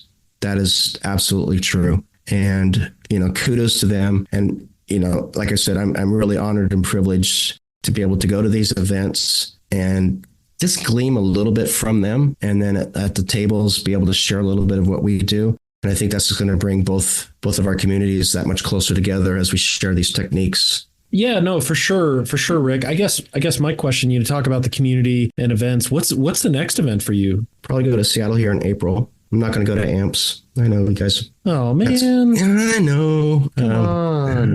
Jeez, come on! I just got off an airplane. Who am I talking to? I just got off an airplane. It's like, who am I talking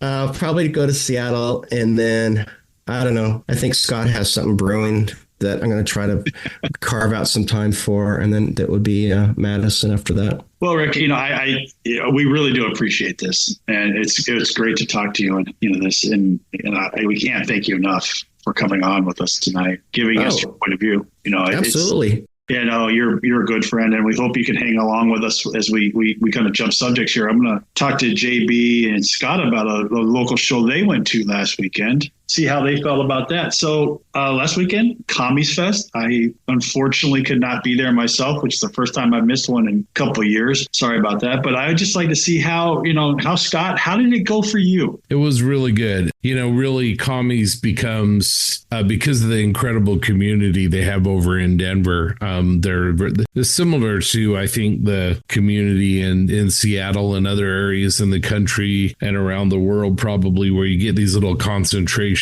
of amazing people and modelers. And Denver's very rich that way. You know, Steve Baker, John Everett, John Benani, BJ DeBecker, you know, on and on and on. You know, I'm gonna, you know, Brian Kreiner, Brian Krieger. I mean, just incredibly talented people who are also really open and welcoming. And then you add to that the Denver community is really rich for museums, and they have a great hub in Colpar Hobbies, and they have Aberdeen Books, which is a model maker's dream as a bookstore. And so it becomes really a natural place for a bunch of model builders to get together and join together and have a great weekend. And, you know, the show, I don't want to mean it. I don't mean this in a belittling way at all, because the show is great. And I really take my hat off to the organizers. It's a great event. We always have a really good time when we go, but the show kind of becomes a precursor, you know, like an excuse, but you know, that's the wrong word. But, you know, you go for the show, but then you sort of build all of these activities together, you know, and the only thing about this year that was a little different was Doug and I drove over on Thursday, and John was in Mojave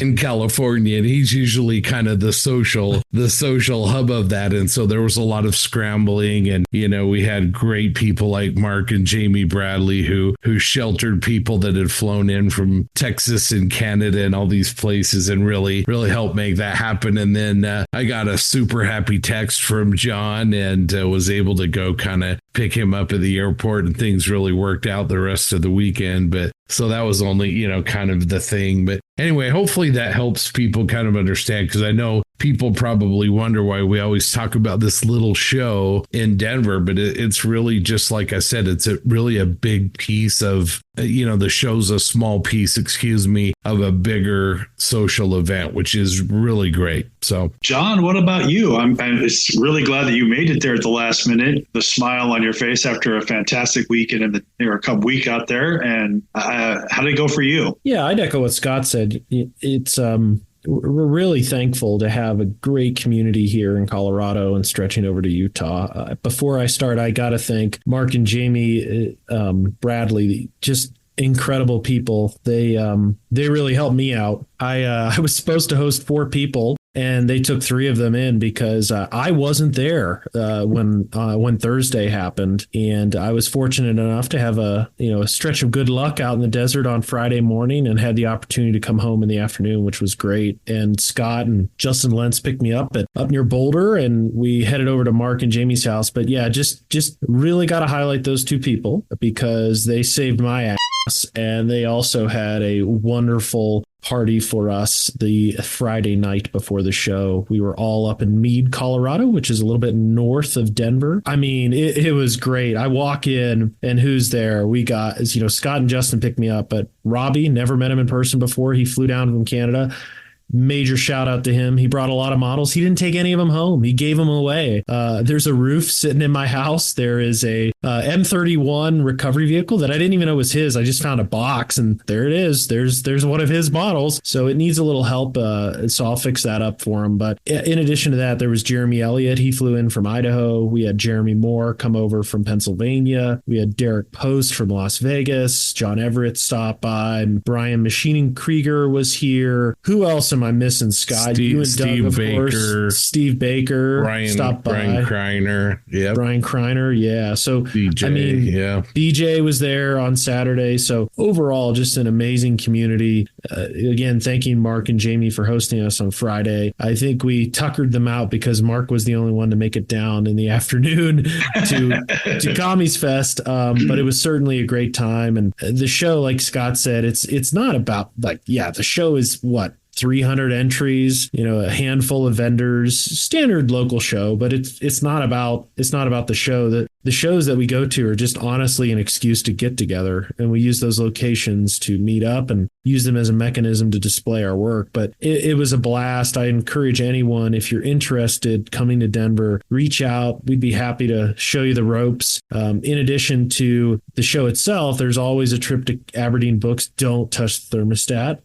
Inside joke, but you'll get it once you walk in there, especially on a cold spring morning. And there's countless great places to eat around there. there's Colpar, and then they actually, Scott, you hit Wings of the Rockies with Justin and Robbie. I think Robbie, you had to drag him out of there on Thursday, or was that Friday? My apologies. Yeah, I think those guys just didn't have enough time, and we've been there a few times, so we are like, come on, we got to keep going, But yeah, and then the national, on Sundays we usually head down to Colorado Springs to the National Museum of World War II Aviation, which is that the right name? I mean, just amazing. Yeah, close enough. Yeah, it's an incredible collection. For those that don't know, if you're ever in Denver, you have to make the trip south to Colorado Springs. It's about an hour away. It's on the airport grounds. It is a absolutely fantastic facility and collection. Everything there flies. If it doesn't fly, it's because they're restoring it, like the Helldiver. But they have a P-47, 2 Tiger Cats, 2 Avengers, a Brewster Corsair, another Vought Corsair was visiting. The P-38 that Tamiya measured is there. They have a Catalina, a Dauntless, a B-25. I mean, on and on and on and on. And there's no stanchions, so you can get as close as you want. And the docents there are super nice. They have some ground vehicles there as well. They have this pretty cool simulator that we saw a couple of our compadres fly. John Everett, I don't know if you want to fly a Frontier flight with him, or maybe you do based on his aerobatic skills.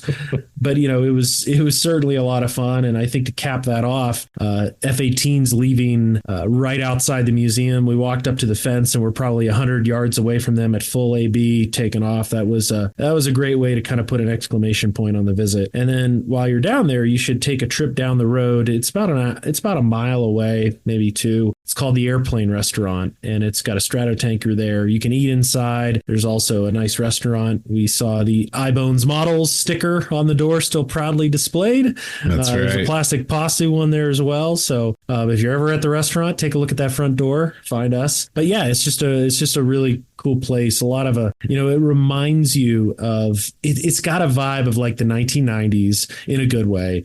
There's model airplanes hung over, every piece of the wall has a piece of artwork on it.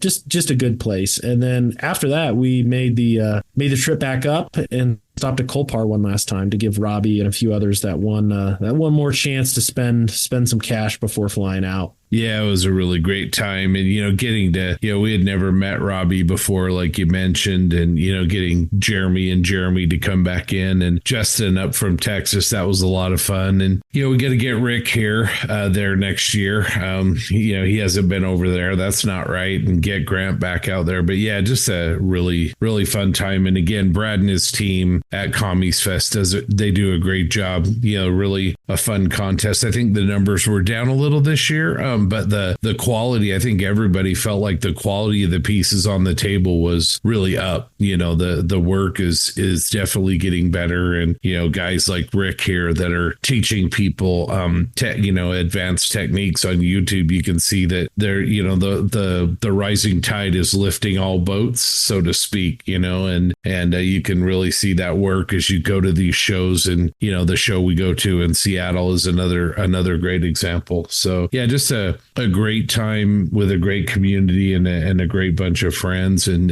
that's really what this is all about, right? That's what we do. I know you guys, I'm not going to be able to make it, but you guys are going to go to Nats in less than 2 weeks. And then in May, we have the Las Vegas show, Best of the West, May 18th. And that's always a really great show. So I love that this show season at times, it makes you like, oh man, I'm so worn out. But then you want to go because it energizes you and you come home and, you want to get out every model in your stash and get started on them all at the same time. So anyway, it was great time. Yeah, we got to get Rick here next year. I think there's a tradition at my house where it's funfetti cake, and I feel like my kitchen table. I was thinking about it today when I was walking my dog. I know it's totally random, but I am truly blessed to have some of the best the best models I've ever seen displayed on my kitchen table. I consider it a true honor. I mean, everybody from Sam Dwyer, Robbie, Justin, TJ, Peter Fidlodsky, all the folks that sent us stuff for the Sherman builds. It's becoming a tradition. There's many things about the Commies trip, and one that I truly value is the time spent in my home and hosting you folks, because it's awesome. And Rick, I really do hope you can make it. We'd love to have you. It sounds intimidating. I'm not so sure. No, you've got to come to the Benani retreat for scale modelers. There's a room downstairs with this bathroom, and this bathroom is like a 5-star resort. The Yelp reviews on it are fantastic, and that's where I get to sleep, right? That's right. Yes, you can have the in basement the room, wing. in the room. Yeah. We also have therapy pets, a comfort cat, and a Duncan dog. No one leaves unsatisfied. So please, right. if you're looking for a mental break, a release from life, here at Casa de Benani, we have that for you. Yes. So well, now I want to circle back again one more time to Mark and Jamie. Besides hosting and stepping in for John, they also fed us. They're incredible cooks. They smoke these amazing briskets and ribs, and they made these burn ends for the first time this year. It's like it was candy. Yeah. I told them, I'm like, you guys have invented meat candy. You're going to be rich. I'm so glad I knew you when you were just regular people. It's just really amazing. And then the other thing that we do that has really become a tradition around these events, and Commies is always a hub. We trade models, and Rick, I know that you've been gracious enough to kind of do this with me, but we bring models and we forget some of them at John's house, and we take some of John's, and we kind of all swap, and it's great because these models have memories attached. I have a case, and a few years ago it was full of all my models, and it was like whatever, but now I've got a case full of Grant's work and John's work and Rick, your work, and all these friends that have contributed, and all those models mean a lot more to me because of the people that created that work. That's something that we continued. John mentioned Robbie left some models that he brought down from Canada, and there were some shenanigans going on with people trying to slip models into other people's suitcases and stuff, but just it's a great time, and ultimately it's all about the people. So anyway, okay, I'm sold, because I'm looking for a way to get rid of the models on my shelf, so I'm come on coming down. Sounds good. Yeah, we'll give them a home for sure. It's such a fun, like you say, the show is great. The people that run the show, salt of the earth, the best. I think they have the coolest awards because they go with that commie idea really well, and you get these like Russian kind of medals and stuff like that, which are I know JB has talked about this before, but they are so cool. They're cool. They're not communists, by the way. Just I've gotten that question a couple times, so just gonna throw it out there.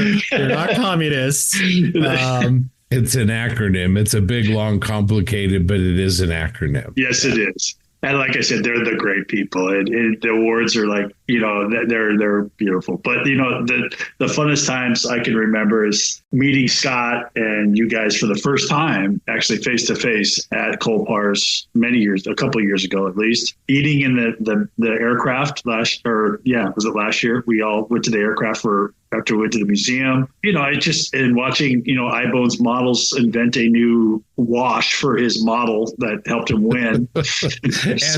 and also engaging in reverse spearfishing at lunch with spam callers. Yeah. So, it's a fantastic time. We sit there and we talk about models, and we show our models that we're going to put in the contest, and we look at JB's fantastic collection and his great workroom, and we all envy and all that kind of stuff. And then we go to have some great Korean food, and that's the fun of it. And those days are those burned into my head, and they're going to stay there forever. And so that's one of my true best memories is that show, and it's the people from that show. So great times. Well, you guys heard it. Rick's coming next year, so it'll be there. Yeah, I'll get Frontier. I'll get John to fly me. I don't know if you want to do that from what I saw in a couple of videos. I'm kind of scared. I'm okay with a few loop-de-loops over the Rockies. That was pretty great. We had Robbie and we had John Everett and who am I forgetting? We had somebody Steve else Baker? in the simulator. No, it wasn't Steve, but anyway, a couple times when things were getting a little squirrely, you know, I'd bring the Top Gun theme on my phone and go over and play it behind him, and the instructors were like, "Whoa!" It was a good time seeing your buddies in the simulator like that. But yeah, we also might have grabbed the elevator a couple times too. Yeah. There was some feedback that Robbie was feeling. He's like, I think I'm getting some feedback from behind me. Yes, you are, Robbie. Well, hopefully, all you listeners out there, you know, we always talk about these shows and events, you know, whether it's, you know, Rick getting to see the Golden Demon Award, which is very prestigious with the wargaming community and a show on that kind of scale, or whether it's a little tiny, you know, 300 model show in Denver. These events are great events, and they really bring out the best of what this hobby and this community is all about. And so wherever you're at, you know, take a look and see. You know, we talk about events on our podcast. I think most of the other podcasts do. There's calendars you can find online, but find an event and go share your work and go be inspired and make new friends and see old friends and have a good time, because that's what it's all about. All right, guys. Well, I appreciate it, Rick. I've got to get to either the Las Vegas Open or to Adepticon. One of these. I'm trying hard to imagine something on the scale of what you're talking about. I've never been to a show with, you know, as many people as you're talking about. It's got to be amazing. Yeah, it's pretty mind-blowing. I don't know. Grant and JB, I mean, you came off LVO. I mean, I think we were overwhelmed at that, right? Yeah. Oh, for sure. Yeah. I mean, I really want to go to Adepticon. So do I. I mean, if it wasn't the same weekend at Commies, I probably would have looked for a cheap ticket out of Denver into Chicago and come for the weekend. So it'll definitely be on my list. Just the amount of work in the Golden Demon category is pretty astonishing. Gosh, Delusions of Grandeur here. I'd love to enter a armor piece there. I think that'd be amazing. I got to think about what it'd be, and I'm all about not the competition, but the composition. I think one of the things I took away from a lot of the Golden Demon entries is just, it's not only the figure, but the display and the base and just the store. Oh, it's just incredible. And then the colors, as we always talk about. So it's just friggin' awesome. Yeah, I think, like you said, Ninjon was, if you listen to his YouTubes about his prep for the show and how he talked about basing and how important that was. I mean, you know, that gives you an example of what they're looking for and what you can do. And I think, you know, one of the Warhammer figure or, you know, vehicles or figures alone, JB, I think he would do good. I think he would do really well. Yeah, I don't know about that. I gotta work on my colors. But you know, it's interesting. You brought up Ninjon. I've been watching him for a while, and I watched his video post Adepticon last year, and he talked. I could sense really disappointment because he had built a pretty cool diorama, but this is, I mean, I don't know much about these things, but the way he talked about it, I could definitely see what they meant, where it was a bigger oval shape and his composition was just really off, to be honest. It was kind of spread out. It was very linear. This new piece, and he talked about the approach to it and the composition as being one of those driving factors, was, you know, elevation, colors, being very focused on telling that story and making the scene as compact as possible without, you know, things on top of each other, essentially. But that was the big kind of learning experience from him. And I really enjoyed his journey. You know, maybe one day we could ask him to come on the podcast because, you know, his channel and his work is something I respect a lot. And one day I'd love to meet him because I think it was just that's a really good video series. If people are interested about Adepticon, Golden Demon, Ninjon's, those two specific kind of video series really tell the story of, you know, how to compete there, for instance. So yeah, I agree. I mean, that would be the concept. He was very disappointed. You could tell, like you said, from last year. And I think you nailed it 100%. It's the composition and the size is what a lot of it is. A lot of people, and even in our side of the scale modeling world, they lose so much in a diorama because it's just too big and there's so much dead space. And that's something that, in the Warhammer world or the fantasy world like that, they don't do. They just don't do it. Right. Yeah. You've got to replicate that box art. Yeah. That's kind of your focal point. So you've got that little box art window, and that's what you're trying to replicate there. Yeah. I actually met him. I met Scott. I met Vince. I met a lot of those guys. Yeah, that's awesome. They're all there. Yeah, that's great. I mean, you see that, and but you're right, Rick. It's that little picture, that picture frame you're looking at. Right. It's height to get, you see everything, but everything's compact, everything's small. What you do when you're composing your base is you get Rick and Sam Dwyer on a call advising you what to do, make it smaller, bigger, and then they start giving you competing advice that isn't the same. And how's that going for you? Well, the end result is good. So I haven't seen it yet, so I don't know. Yeah. Wow, I think we're missing something here, JB. I know, right? No, one night he gets on and it's like, well, here's my base. What do you think? And both Sam and I are going like, I'd cut off this, I'd do this, I'd move this over here, and move. We're going. Sam and I are going back and forth, and Scott's like, okay, be right back. And you take another, do it, take another picture. I'm like rearranging chess pieces on a chessboard as fast as I understand. No, move that over there. And the result is nothing.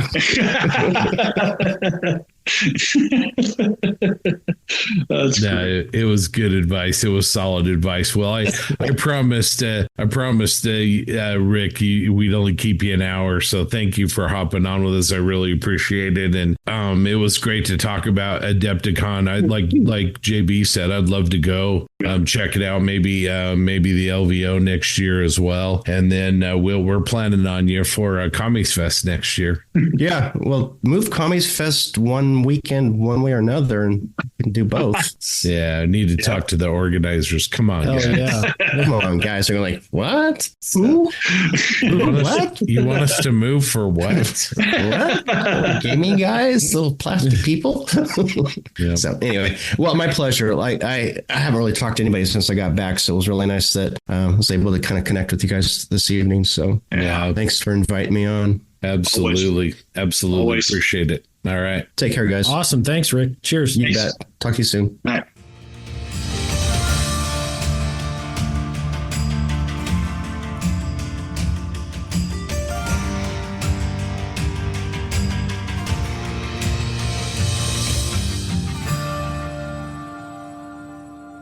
Are you a member of the Plastic Posse group page on Facebook?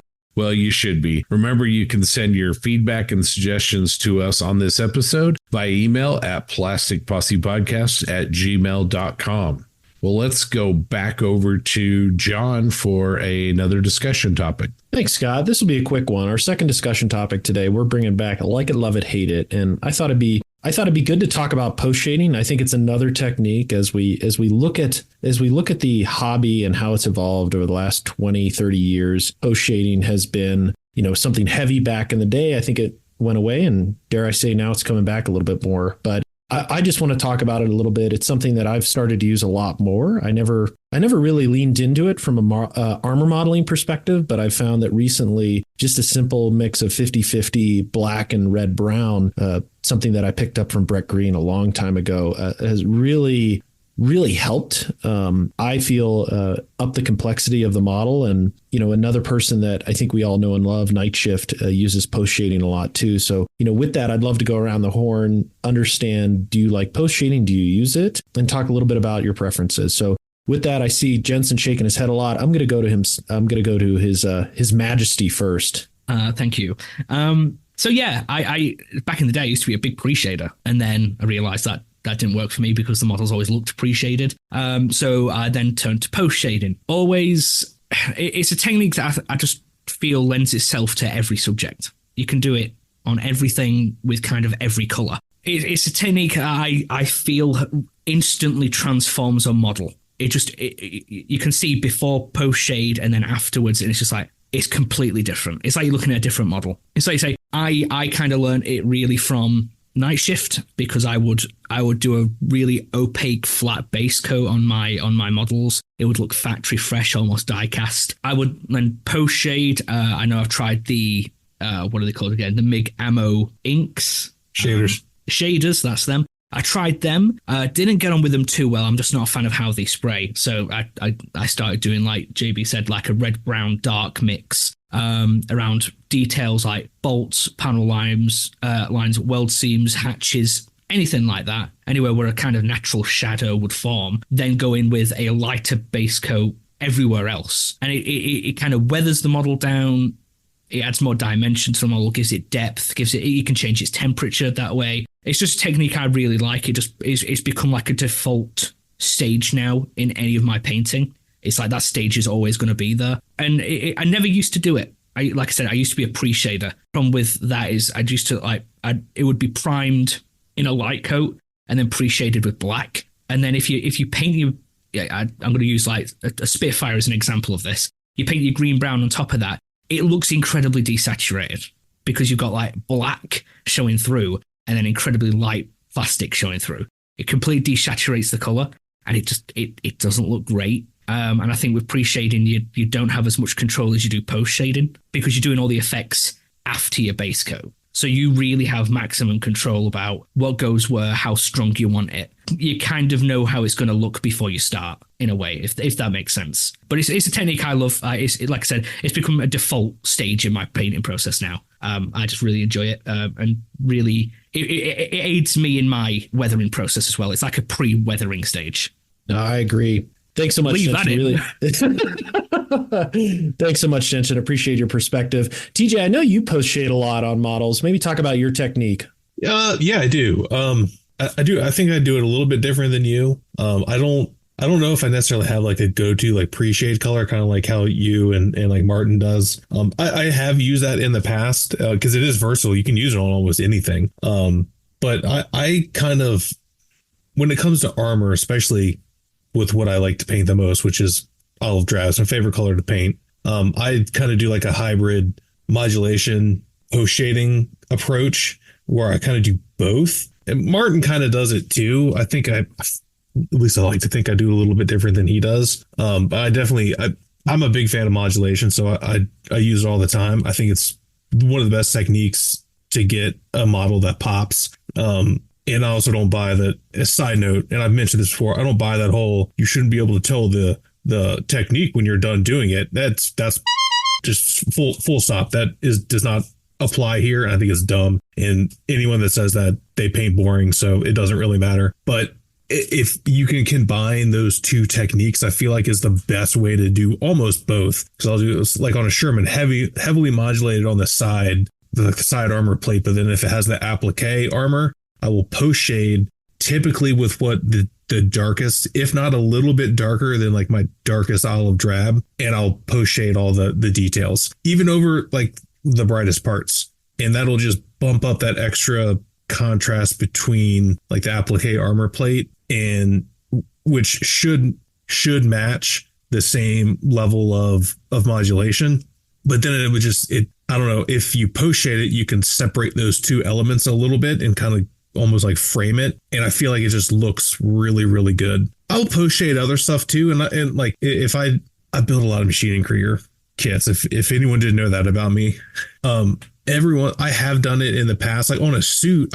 I feel like that's a little hard to kind of pull off when I could just do it with oils and it'd probably be almost easier. I can kind of get a little bit of a more, gross, dirty, griminess to it than I can if I just try to appreciate it. I'm going to do oils anyways, so I just kind of save myself the hassle. That being said, I've done it before and I'll probably do it again. I've been thinking about how I'm going to paint this one that I have now, and I'll probably post shade it, so it's going to be like a grayish blue base with like a dark blue gray disruptive camo. That would probably look good pre-shaded, and I'll probably use mostly black with a little bit of brown in it just for that kind of earthy tone, because it's a suit, it walks around. But yeah, I love the technique.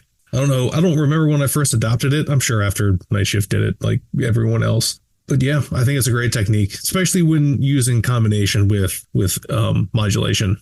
Yeah, I agree there. It's such a versatile technique. And then, like you said, you can pair it with other things. And I think it also highlights the power of the airbrush. One thing probably I think modelers could, dare I say, use more because everybody has one is their airbrush. Post shading, I think it takes, as we talked about Night Shift, he's used it almost in a sense of like pin washing, and you can get a lot of interesting effects. And major shout out to him to really open it up to a lot of other people, especially in the armor world, because it's always thought of as an airplane technique. At least from my perspective. Oh yeah, I mean I've done the exact same thing. Like when I painted my Crusader 3, I think it was like over 2 years ago. He had already done his, and I more or less. I used my own combination of colors just because I liked what I had better. But as far as like actually weathering it goes, I pretty much just did what he did. I mean, he made a tutorial video, so I followed it, and I did the same thing he did. I post shaded with red, brown, and black. And I made the same mistake he did, and it was not a good first pass. So I had to paint over it, and I kind of did it again. And it works. It looks. That's still one of my favorite models I've ever painted, and I've heard nothing but good things about it when it's been out of the house. So yeah, it definitely works. And kind of going back, I don't know if anyone really touched on it, but I think one of the best ways to do it is go over it with another, like the base color again. Yeah, like a blending pass. You kind of blend it in with a filter, right? Or almost like a glaze if you're talking about a figure painting. But that's a thing I do almost all the time. I love to filter over it. No matter, even if I don't do the post shading. Yeah, I don't know where I was going with that, but yes. Yeah. Filtering over it with the base color after you do a post shade. Very helpful. I just want to ask TJ a question real quick. When you do that, the original color over the post shade, is it filtered down a lot more, or do you thin it out like a watt or like a? Oh no, yeah, it's like 95% thinner. Okay, yeah, I was just wondering because I've tried that, and I made the mistake of going a little bit like 50-50, and it just I lost. Oh no, it's got to be like light as shit. One good technique is if I'm going to do a gloss coat, just do that, but with the gloss coat, and then you've killed two birds with one stone. Oh. Because I like to use X22 as my gloss. It's like, I think it's a fantastic utility gloss. Right. Just make it mostly X22, a lot of thinner, and then like the teeniest little bit of whatever your base color is. I've done it with olive drab all the time. Because then it saves me a step because I like to gloss before decals. You're right. And I like to gloss before doing pin washes and stuff like that. Just one less step. Yeah. Oh, and honestly, if you don't make it too glossy and you make it more satin, you can usually just keep it. Like I don't flat coat a lot because after you start weathering on it and then you start putting oils on it, like you'll mat it down and it gives you a nice variation in surface sheen. Oh, I appreciate that. Which is a real thing, despite how IPMS judges would, this part is partially shiny. Why is it like that? Well, it's because that's the way real things are. Go look at my truck. Yep. It's got a couple of shiny spots. Not many. Yeah, I do the same thing. I'll add some of the base color, especially with Tritone Dunkelgelb. The best is adding, and it's like you said, TJ, it's a form of post shading. You drop a little bit of the base color in the overall, like I gloss or I satin, sometimes even use a matte coat before weathering and decals, and I'll tint it a little bit. But going back, you had mentioned, blending it with some of the base color. I also go back, and I think your Crusader is probably a good example in that case, and maybe you did this, but like I'd hit all those bolts with post shading, and then I'd come back with a brush and hit those rivets. So it gives it like a really nice pop. And that makes models sing, I think. Oh God, popping all the details with like a super bright color. Oh yeah. Oh, so good. But I'm going to turn it over to Scott. So yeah, I like post shading. I use it. I think I'm going to echo a lot what all the other guys have said, whether it's, John talking about doing some blending on a tritone to, kind of reduce contrast. But I use pre-shading. I use post shading because I think it all has different roles and the color variation.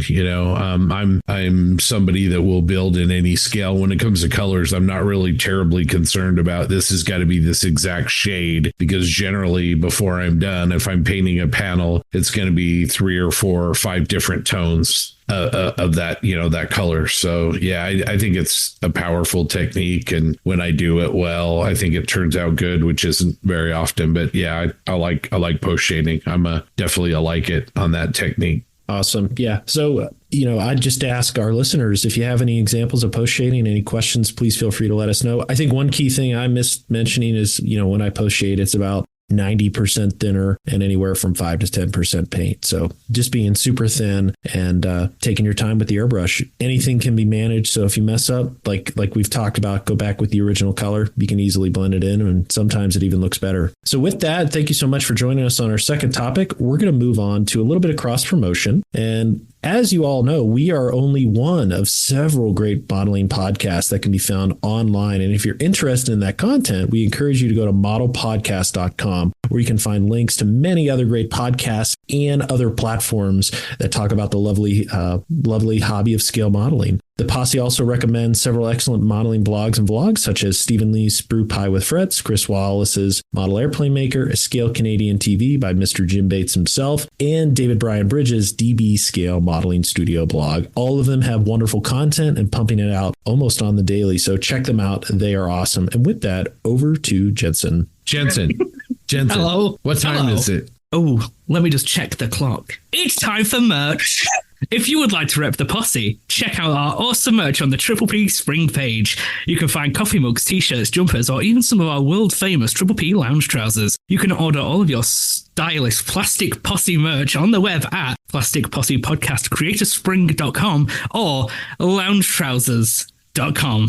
Well, thank you so much for that, Jensen. I need to go make some purchases, but we're certainly hopeful to see many of you at local shows repping the Plastic Posse merch. Next, I'd like to talk about the Scale Prospector. It's something we introduced a few episodes ago, and as you see, it's not been released since, and that's just because, unfortunately, life has gotten in the way, but do not fear, it is coming back. We're going to do a mega issue. It'll be 2 months in a row, so it'll be upwards of probably 75 to almost 100 pages. Right now, I almost finished the March issue, and it's up over 50. So we're going to have plenty of modeling articles, show reports, techniques, and a little bit of everything in between. Super excited. I've had also a lot of fantastic modelers reach out to me to ask if we'd take contributions. And I think we're all in agreement that yes, we'd be more than happy to. With that, we'd love to find a way to compensate you in one way, shape, or form, whether it's with a kit or something else. But yeah, if you're interested in contributing, please reach out. It's all about the community. This publication is truly about that, sharing the love of the hobby, sharing a lot of the places we go, the people we see, and their work. Certainly a lot of the modeling content in it is going to be from your hosts here, but we are open to anyone else contributing. So with that, I'd love to wrap this episode. Thank you all so much for riding along in episode 90. I can't believe we're at episode 90. We're pretty damn close to episode 100. We appreciate your support. It really what's make this show possible, and especially to our awesome Patreon followers. We'd also like to thank again Tankcraft, Tamiya USA, AK Interactive for their support. And remember, the Plastic Posse is also available on youtube.com. We have some content that's going to be developed there as well. We will return in 2 weeks where we'll have another lovely discussion on scale modeling. We're going to figure out recording because 2 weeks from now is going to be the AMP show where we're going to see a lot of you in person. Super excited about that. But until then, if you have feedback, suggestions, comments, critiques, any ideas around content, please feel free to email us at plasticpossepodcast@gmail.com or reach out on one of the many social media platforms where we are present. Until then, stay happy, stay healthy, and yeehaw!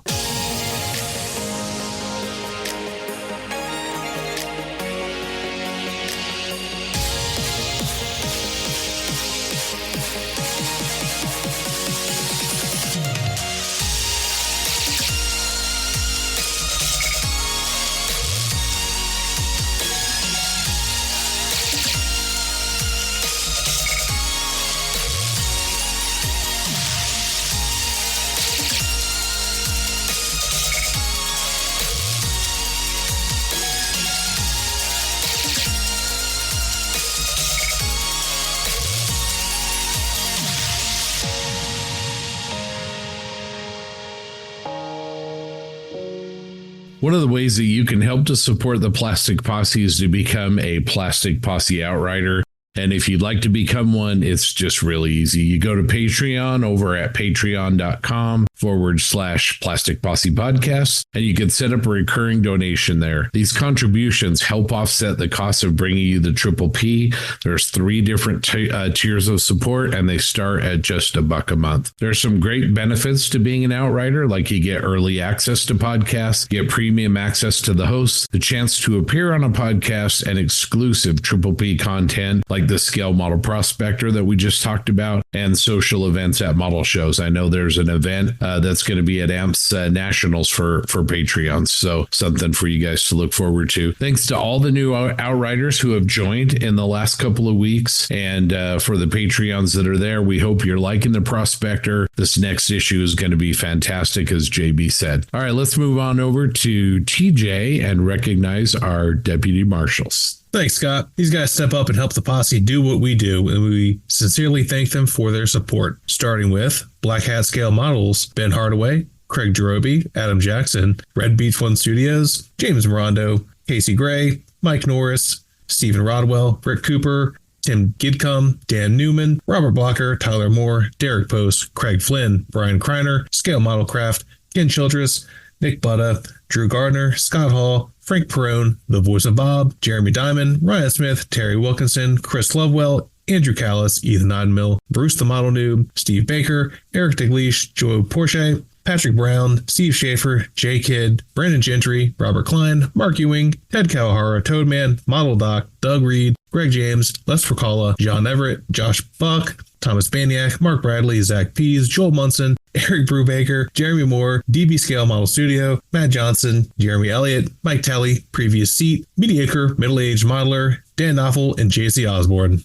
Let's also recognize our excellent posse foremen. These foremen are outriders who give the deputy marshals a hand. Mickle, LeVar, Gil, Mike, Michael, Steve, Winston, Scott, Emery, the Krieger, Keith Williams, Tim, Jeff, Eddie, Ross, George, Clay, Warhoff Models, Ross, Eric, Lynn, Cliff, Eric, Papa Steve, MD Models, Feel Better Dude, JV, Damien, Karen, Cody, Tim, Nukeman Mike, Doug, Ash, Irish Pat, Paul. What's the deal with iBones Models? Mr. Grizz, Baxon, Mackay Modeler, Chris, Lee, and Jamie. And of course, our Posse Outriders. Also, Scott Alexander. Welcome to the Outriders, Scott. Lastly, if you would please consider posting a review of the Triple P on your podcast forum, that would be great. Each 5-star review helps other modelers find the Plastic Posse. Special shout out to Scott. He is the gentleman that posted that awesome garden pod with all the stickers. Oh. And yeah, we're going to send him a sticker. And I just wanted to call him out. Special thanks to him. Super nice guy. And gosh, he has a modeling space that everybody dreams they wish they had.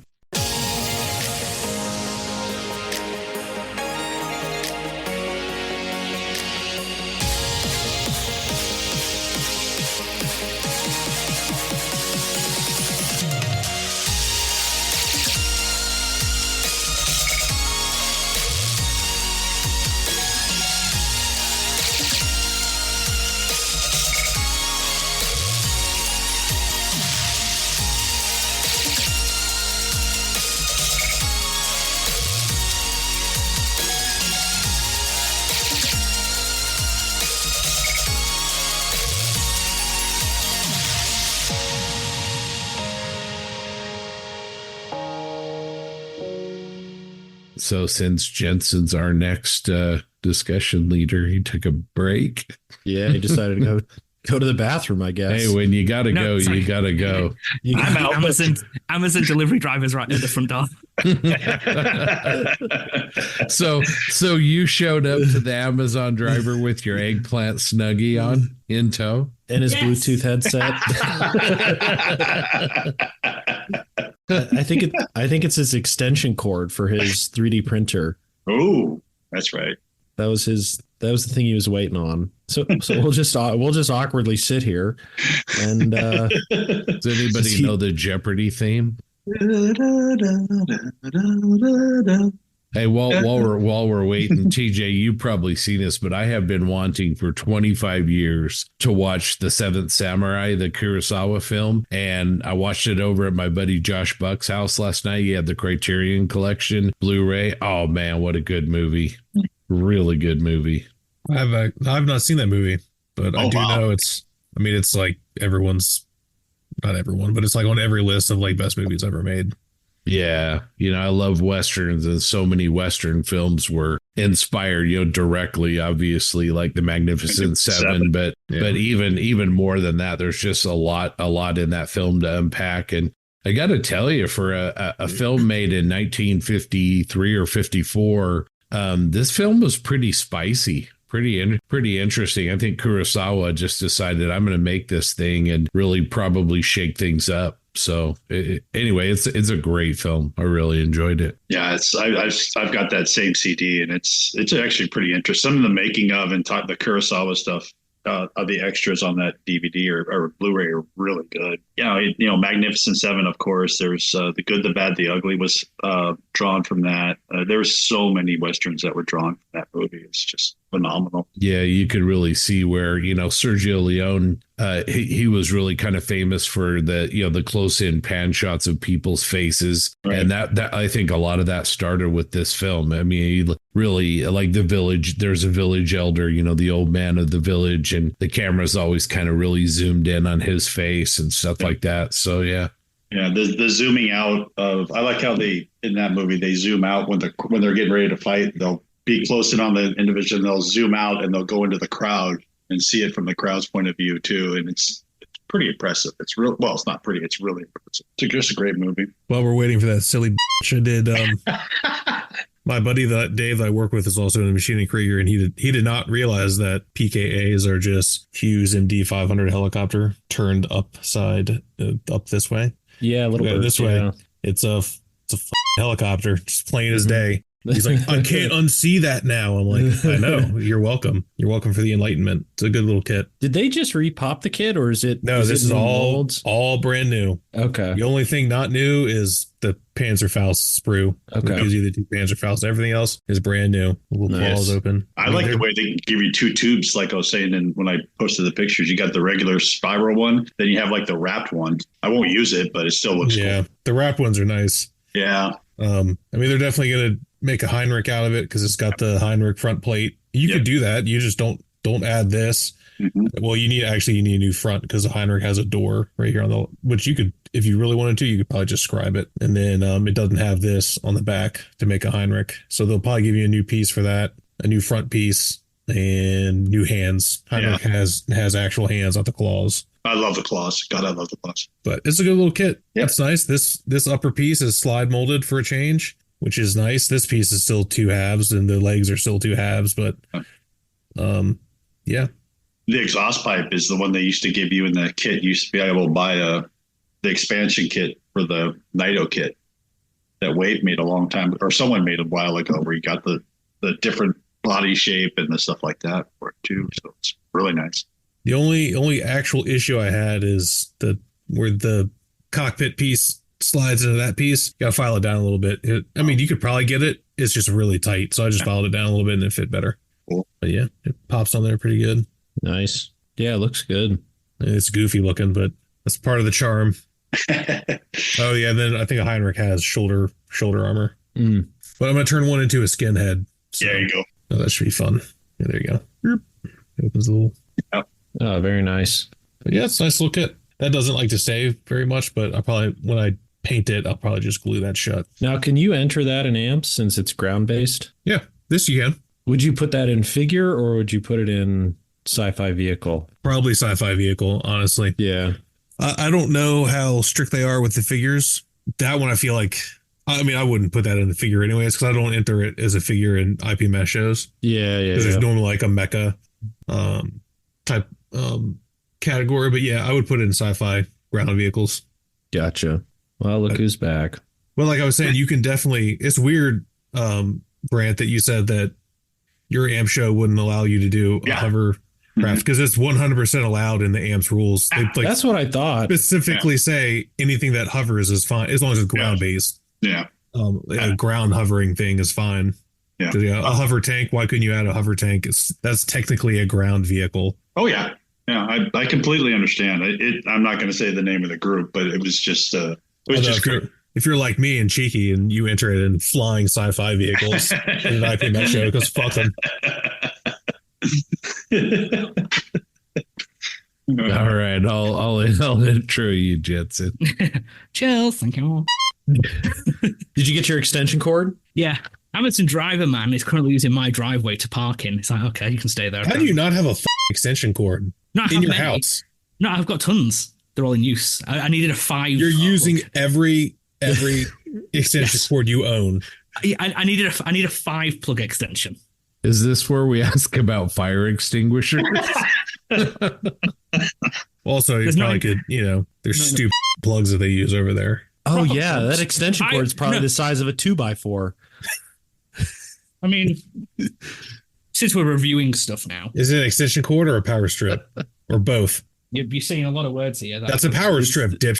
That's a power strip with a cord on it. Big extension. No, an extension cord is just a cord that goes from one side to the other. Okay. That's it.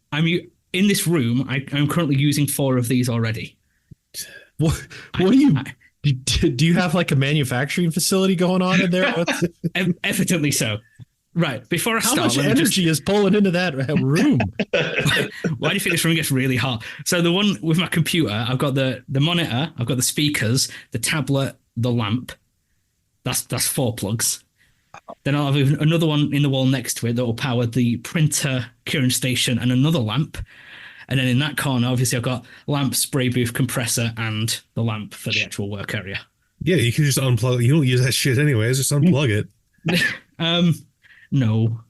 It's all zipped. When Jensen and his mom came over to the States for Nats, everybody in the county, their lights glowed a little brighter that week. That's why this room gets so hot. Anyway. All right. Enough about power strips. Man, we're gonna have to talk about this one in one episode. Dude, Pinterest is the shit. I don't use it. Really? I never go on it. Oh, I use it all the time. If you just want pictures of shit, just type in what you want, and it's like a better version of Google. I feel like it is, anyways. I like to use it for like machine and creator camo schemes. Is it finds shit that I don't think Google ever finds? I don't see most of this. A lot of the stuff I've never seen before. You can type in specific things like, Battle of or the Operation Canard in Budapest, and you'll find a whole bunch of pictures of like Tiger 2s that you've never seen and stuff like that. Yeah. Pinterest is great. Yeah. I feel like it's underutilized. Yep. And I need to join it because I just get irritated with it because I'm not a member. So when I do a search for images, every time you click on it, it locks you down, doesn't let you do anything. But I'll just join. I'm pretty sure Google owns it. So just join. If you have a Google account, just join with their Google account. That's what I did. And they're just like linked and it's fine. Yeah. For figure painting too, there's like millions of pictures of like Warhammer stuff or just regular figures. It's just phenomenal.